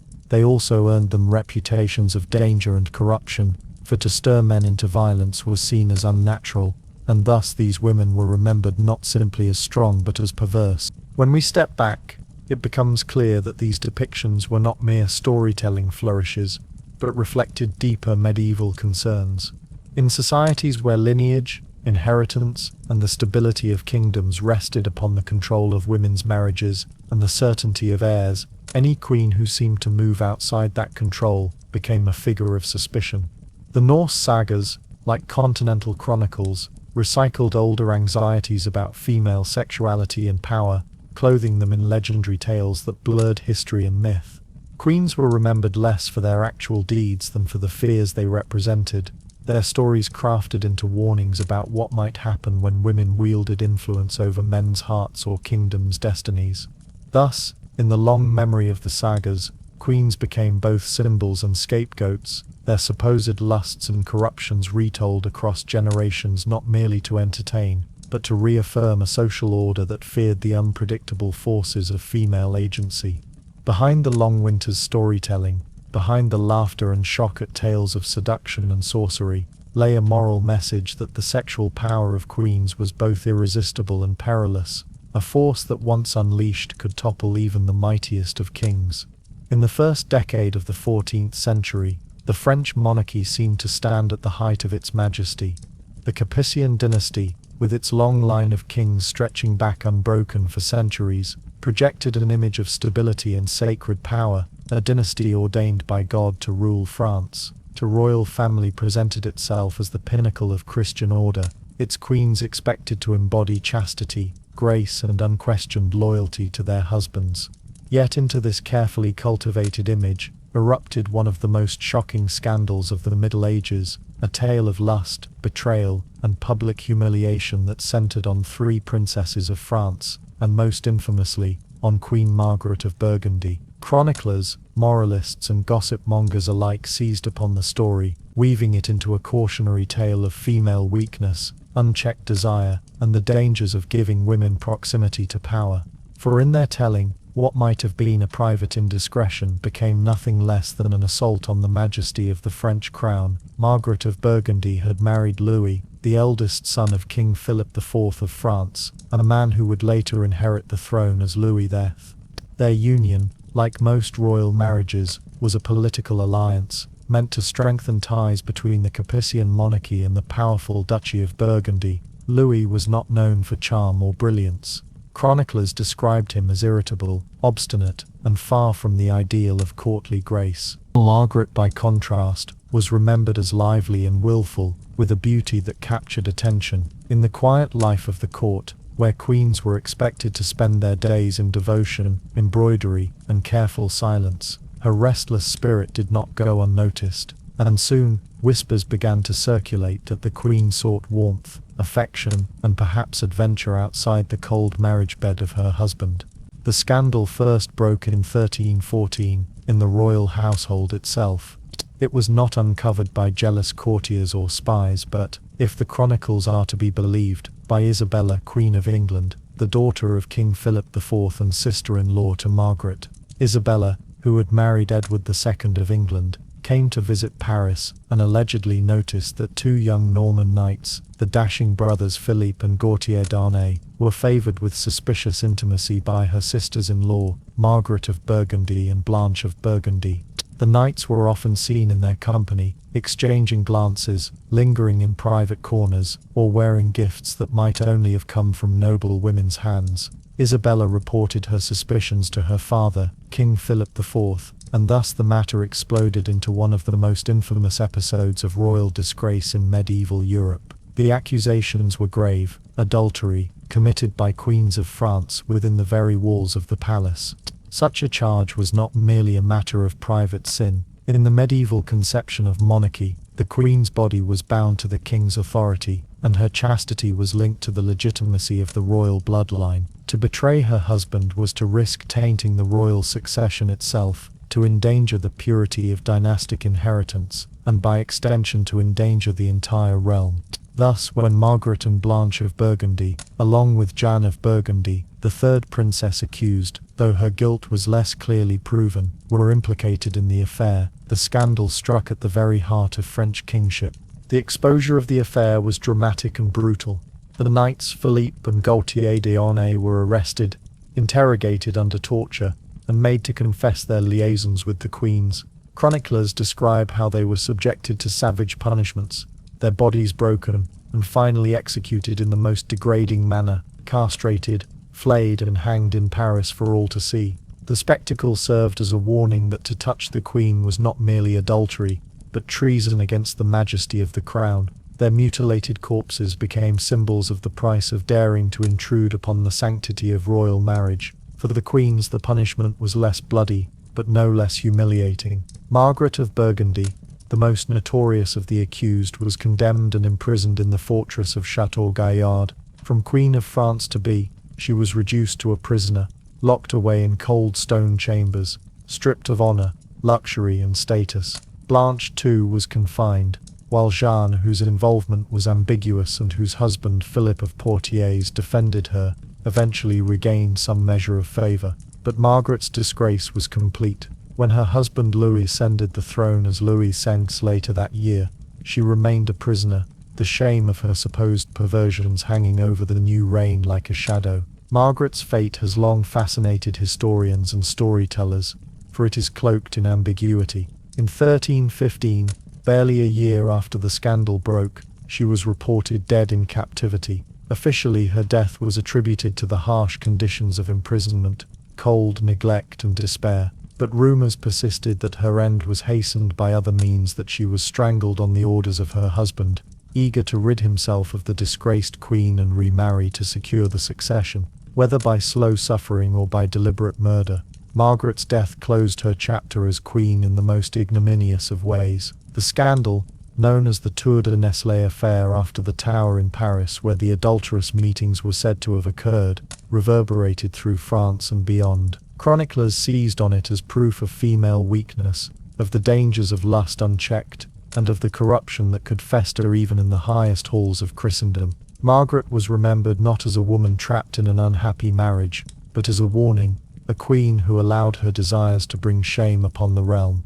The affair entered popular lore, feeding ballads, poems and scandalous tales, and ensuring that her name lived on not as a queen but as an object lesson.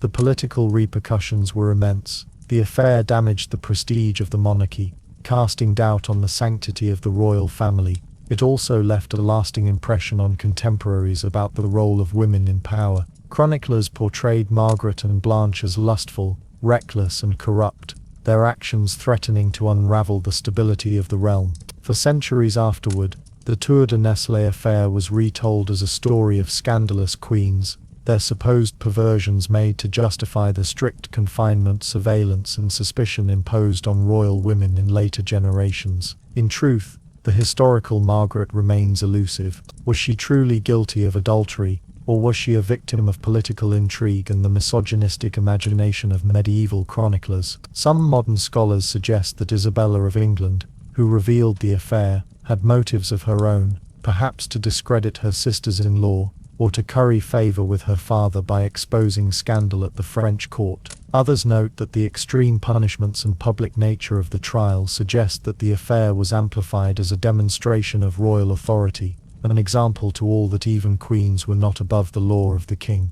Whatever the truth, Margaret of Burgundy was forever transformed into a figure of infamy, her story told not as one of tragedy, but of perversion, lust and betrayal. Thus, the case of Margaret of Burgundy reveals how fragile the reputation of a queen could be, how swiftly her dignity could collapse, and how medieval society wove tales of female desire into narratives of corruption and ruin. In the end, she became less a person than a parable, a symbol of the dangers of queens who dared to deviate from the expected path of pious obedience. The memory of her disgrace served not only to stain her name but to reinforce the deep-seated association of queenship with suspicion, lust, and moral fragility, a lesson that would echo in the treatment of queens across Europe for centuries to come. It is perhaps one of the most striking patterns to emerge when one studies the long arc of medieval queenship, that again and again the reputation of a queen was not shaped by her actual deeds, her real alliances, or the policies she may have influenced, but instead by the rumors whispered about her in courts, monasteries, and taverns, rumors that moved with the speed of breath and took root in the minds of men far more quickly than any edict or decree ever could. To live as a queen in medieval Europe was to exist beneath a crown that weighed more heavily than gold. It was to walk in an atmosphere charged with suspicion, in which every glance, every friendship, and every private choice could be reinterpreted by hostile chroniclers as evidence of lust, greed, or witchcraft. Rumor was not simply idle gossip, it was a political tool, a weapon of war more insidious than the sword, because it did not strike the body, but rather corroded the soul, destroying trust, corroding loyalty, and leaving behind reputations in ruins. In the absence of modern news, rumor was the bloodstream of political life. Chronicles, sermons, poems, and tavern tales carried whispers of queens' supposed indiscretions across regions and generations. The written word, especially when it came from the hand of a cleric, had the aura of divine sanction, and yet it often contained little more than hearsay repackaged into moral warning. A queen might never once have looked twice at a knight, never once dabbled in charms or sorcery, and yet, if the political winds turned against her, suddenly she would be remembered as a temptress, a schemer, or a witch. Her name would become a moral allegory in the mouths of preachers, her story transformed into a warning about the dangers of pride, of lust, or of female authority left unchecked. In this sense, queens became not people but symbols, their actual lives eclipsed by the shimmering haze of rumor that surrounded them. It is worth pausing to consider why rumor had such force in this period. Part of the answer lies in the fragility of communication and record keeping. Few had access to direct information, even fewer could check the reliability of a story. A single hostile chronicler could, with the sweep of a quill, shape how a queen would be remembered for centuries. When Gregory of Tours painted Queen Fredegund as a vicious and lustful woman, few could contest his account. When English chroniclers muttered about Eleanor of Aquitaine joining her daughters in rebellion, the accusation stuck, no matter how implausible. In a world where the written word held immense authority, but was controlled by a narrow elite, rumor gained permanence. What began as an accusation at court became a passage in a chronicle, and what was once a passage became history itself. But rumor thrived not only because of fragile communication, it thrived because it satisfied a deep hunger for stories that explained power in human emotional terms. Kings were supposed to embody justice and order, but when disorder broke out, people searched for causes, and too often the queen became the scapegoat. If a war failed, perhaps it was because the queen distracted the king with her beauty. If a dynasty faltered, perhaps it was because the queen had lain with a lover and brought shame into the royal bed. These stories soothed anxieties by providing villains that could be recognized and condemned. They also reinforced the moral codes promoted by the church, that women who strayed beyond obedience were dangerous, that female authority was at best fragile and at worst corrupting. In this way, rumor and morality fed one another, each strengthening the other's hold on the medieval imagination. One cannot ignore, too, the fact that rumor was especially effective against queens because they lived at the intersection of visibility and vulnerability. Unlike other noble women, queens could not hide in private estates. They were constantly observed, their marriages political, their bodies the bearers of dynastic futures. Yet, unlike kings, their power was rarely absolute or codified. They wielded influence in less direct ways, through counsel, through intercession, through patronage. And this influence was both essential and difficult to measure. Because it was intangible, it was easy to distort. A whisper that the queen was too close to a courtier, or that she favored one faction too much, could quickly spiral into accusations of adultery or treason. The very ambiguity of queenship made them ripe targets for rumor, their power simultaneously undeniable and undefended. There is a certain tragedy in how many queens lived lives marked by virtue, piety and generosity, and yet were remembered only through the poisoned lens of rumor. Queens who built monasteries, founded hospitals, and acted as mediators in brutal feuds were still reduced in memory to caricatures of lust or intrigue. Sometimes their enemies were deliberate in their slander, using rumor as a calculated weapon to remove them from power, or undermine their son's legitimacy. At other times, rumor seemed to grow of its own accord, a wildfire born of envy, suspicion, and the irresistible allure of scandal. And yet, whether by design or accident, the effect was the same. Rumor stripped queens of their dignity, and recast them as cautionary tales. The persistence of these stories across centuries tells us more about the power of rumor than about the women themselves. Consider how Queen Brunhilde, executed in grisly fashion, after decades of political maneuvering, was remembered less as a stateswoman, and more as a cruel, perverted tyrant. Consider how Eleanor of Aquitaine, one of the most influential women of the 12th century, became entangled in legends of scandal that overshadowed her genuine accomplishments. Or how Elizabeth Woodville, a queen whose marriage was born of love and strategy alike, found herself accused of witchcraft, her beauty reinterpreted as dangerous sorcery. Each case shows how rumor reconfigured memory, ensuring that the details of governance and diplomacy faded, while tales of lust and corruption remained vivid. It would be tempting to dismiss these rumors as merely misogynistic inventions, and indeed they were steeped in misogyny, but they also reveal the anxieties of the societies that produced them. Fear of disorder, fear of female influence, fear of the instability of dynasties. All these fears crystallized into the stories told about queens. In this sense, rumor was not only a weapon, but also a mirror, reflecting the cultural unease of the age. Yet, while it reflected collective anxiety, it inflicted real harm on individual women, women who were rendered powerless to correct the record, their voices silenced while chroniclers shaped their legacy. Ultimately, the power of rumor over truth in the lives of queens teaches us a sobering lesson about history itself, for what we call history is often in reality a collection of rumors preserved, retold, and given authority by the passage of time. The perverted queen, the lustful widow, the scheming consort, these figures are not accurate portraits, but distorted shadows cast by rumor. To study them today is not merely to learn about the women who bore crowns, but to confront the mechanisms of power, fear, and storytelling that shaped medieval life. In recognizing the gulf between rumor and truth, we honor the queens whose reputations were sacrificed on the altar of politics, and we glimpse the fragile line between memory and slander on which all history rests.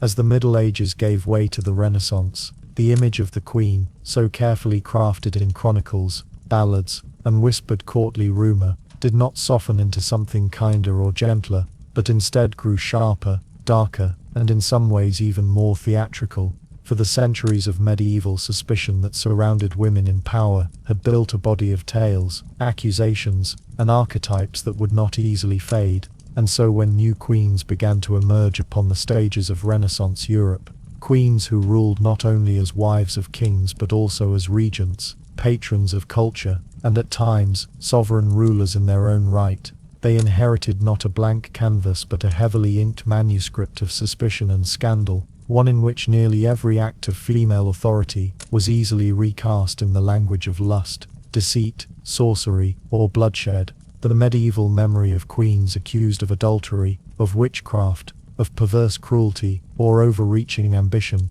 lingered like smoke, so that when a figure such as Catherine de' Medici rose to prominence in 16th century France, her enemies did not have to invent new accusations entirely, but simply reached into the old chest of medieval tropes, dressing her in the garb of the perverse queen, the sorceress, the poisoner, and the cruel mother who manipulated her sons from behind the veil of widowhood. This continuity between medieval legend and Renaissance rumor is striking, for it reveals not simply how individuals were slandered, but how cultures remembered, how myths were transmitted, and how power itself shaped the storytelling that attached itself to queens. Catherine de' Medici, for example, was a woman of formidable intelligence and political skill, faced with the near impossible task of holding together a fragile French crown amid the ferocious wars of religion. Yet the tales that grew around her were not of prudence or survival, but of poison cabinets, secret astrologers, and erotic manipulations that mirrored in uncanny ways the charges that had once been leveled against medieval queens like Brunhilde, Eleanor of Aquitaine, or Isabeau of Bavaria. When pamphleteers called Catherine an Italian sorceress, they were not inventing a new insult, but reviving the old medieval fusion of femininity, foreignness and witchcraft. When hostile chronicles accused her of orchestrating murders through poison and shadowy lovers, they were replaying the same suspicions once cast upon widowed queens who were imagined as lustful, scheming, and dangerously free once their husbands were gone. The medieval imagination, it seems, never truly vanished but slipped quietly into Renaissance courts, reshaping its language to suit the times but retaining its core suspicions about female sovereignty. And yet, there is a slow fascination in how these tales endured. For one might have expected the Renaissance, with its emphasis on learning, philosophy, and new sciences, to abandon the crude accusations of sorcery and lust. But in truth, the intellectual refinements of the age made little difference to the raw politics of rumor. Indeed, one could even argue that the Renaissance appetite for spectacle, for theatre, and for elaborate pageantry gave these old medieval tropes fresh life. For Catherine de' Medici was not just whispered about in the corridors of Parisian palaces, but was depicted in pamphlets and engravings that circulated widely, her image fixed as that of a dark matron, whose shadow stretched over France. In this way, the medieval queen of perverse imagination became the Renaissance queen of printed scandal, and the whispers that once filled monasteries and chronicles were now broadcast to wider audiences, fixing the archetype of the dangerous, lustful, and scheming queen even more firmly in the European imagination. Thus, as one moves from the dimly lit chronicles of the Middle Ages to the bright courts of Renaissance Italy and France, one sees less a rupture and more a continuation, a thread of suspicion that binds together queens across centuries. Where the medieval queen was whispered to be adulterous, the Renaissance queen was accused of seducing cardinals or arranging courtly intrigues. Where the medieval widow was seen as dangerously free, the Renaissance dowager was painted as a manipulative matriarch. Where the medieval queen was accused of sorcery, the Renaissance counterpart was said to consult astrologers, poisoners, and occult advisors. In every case, the shadow of medieval imagination loomed large, shaping the stories told about women whose real lives were often far more complex, more practical, and more rooted in survival than the legends that clung to them. And so, when we look back upon this transition, it becomes clear that the perversions of medieval queenship were not merely stories of the past, but were seeds planted deep into the soil of European political culture, seeds that would sprout again and again whenever a powerful woman came to prominence, their roots stretching from Brunhilde and Eleanor of Aquitaine all the way to Catherine de' Medici and beyond. In this long continuity, one glimpses not only the persistence of misogyny, but also the endurance of storytelling, for the suspicion that surrounded queens was never entirely about truth or fact, but about the narratives that rival factions could wield as weapons. And in this sense the Renaissance did not break with the medieval world so much as inherit its stories, polish them, and retell them in a new age. When all of these stories are gathered together, when one pauses to look back over the chronicles, the letters, the rumors whispered in dark corridors, and the colorful exaggerations of poets and priests, a strange pattern begins to emerge, one that is less about the women themselves, and far more about the world in which they lived. The medieval queen, when remembered by history, is rarely remembered simply as a ruler, or a wife, or a mother. Instead, she is remembered through a prism of suspicion and fascination, a lens clouded by tales of seduction, betrayal, witchcraft, and forbidden appetites. Even when a queen lived a relatively unremarkable and loyal life, her image might still be reshaped after death into something darker, more tantalizing. because it was through such stories that chroniclers conveyed lessons of morality, power, and danger. The queen's body, her reputation, and her imagined sins became the stage upon which larger anxieties about kingship, authority, and the order of society were played out. The reason for this is not difficult to see when one remembers how fragile medieval power truly was. Kings ruled by divine right in theory, but in practice their thrones wobbled precariously, balanced upon the loyalty of nobles, the wealth of the land, and the shifting moods of the people. A queen was a symbol of legitimacy, binding dynasties together through marriage, providing heirs, and embodying the sacred dignity of the royal household. Yet this very importance also made her dangerous, for if her virtue could be questioned, then the line of succession could be destabilized. If she could be accused of adultery, then the king himself might be ridiculed as weak or dishonored, and if she could be painted as a witch or seductress, then entire political failures could be explained away as the work of her corrupting influence. In this way, the queen became less a person than a vessel. Into her image flowed every fear of disorder, every unease about women's influence, and every tale that sought to explain why power had failed. Memory, however, is never neutral. What we remember of these queens has been filtered and reshaped through centuries of retelling. Take, for example, the figure of Eleanor of Aquitaine, accused of scandalous affairs and suspected of disloyalty, though much of this was rumor spread by her enemies. Today she is remembered as a formidable woman of culture and power, yet the shadow of those accusations lingers, giving her memory a kind of dangerous glamour. Or consider Isabella of France, whose role in the downfall of Edward II has been retold in endless variations, some painting her as a noble avenger, others as a treacherous adulteress. The real woman disappears beneath layers of interpretation, her true motives lost in the fog of history, while the myth of the she-wolf of France survives as a moral fable. In each case, scandal provides a story that is easy to remember, while the quieter truths of daily governance and personal struggle fade away. This process of myth-making was not always accidental. Chroniclers had their own agendas, and many wrote not for accuracy but for moral instruction.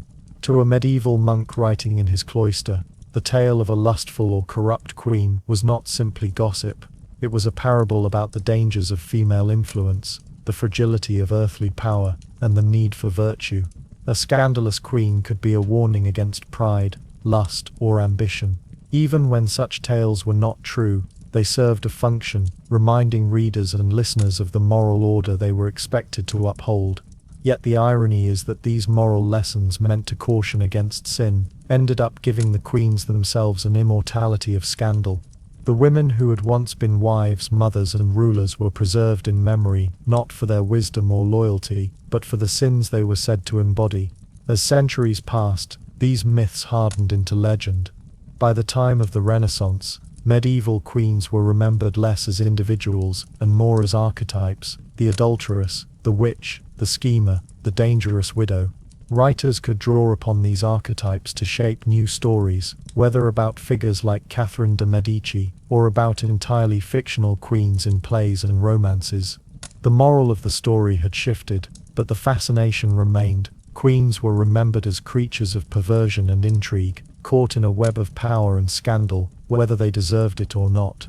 And so, memory became a kind of prison, trapping these women in roles that history had assigned to them, roles they could never escape. One must also pause to consider how differently these women might be remembered if other voices had survived. We hear their stories through the pens of men, chroniclers, priests, hostile nobles, and rarely through their own words.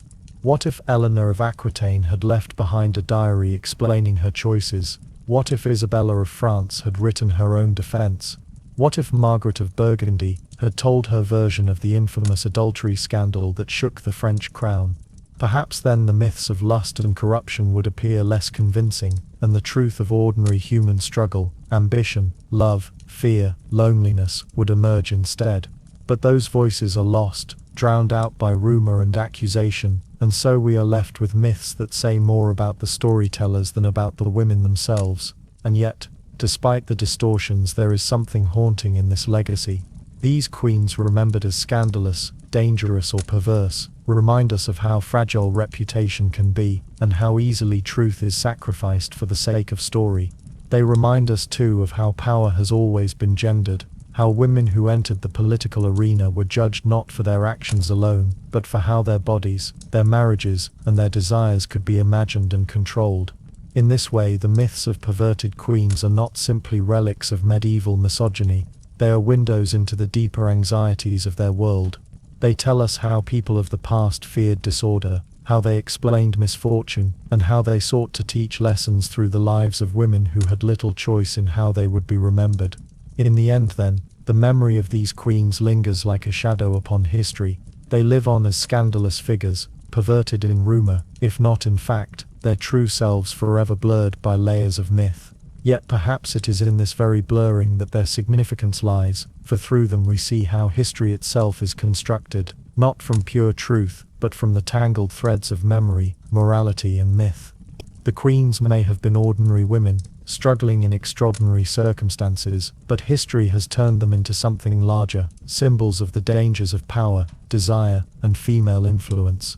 And so they remain, haunting the pages of chronicles and the imagination of later ages, their reputations both cautionary tales and enduring legends, reminders of how the medieval world chose to remember, and how we too continue to repeat those stories today.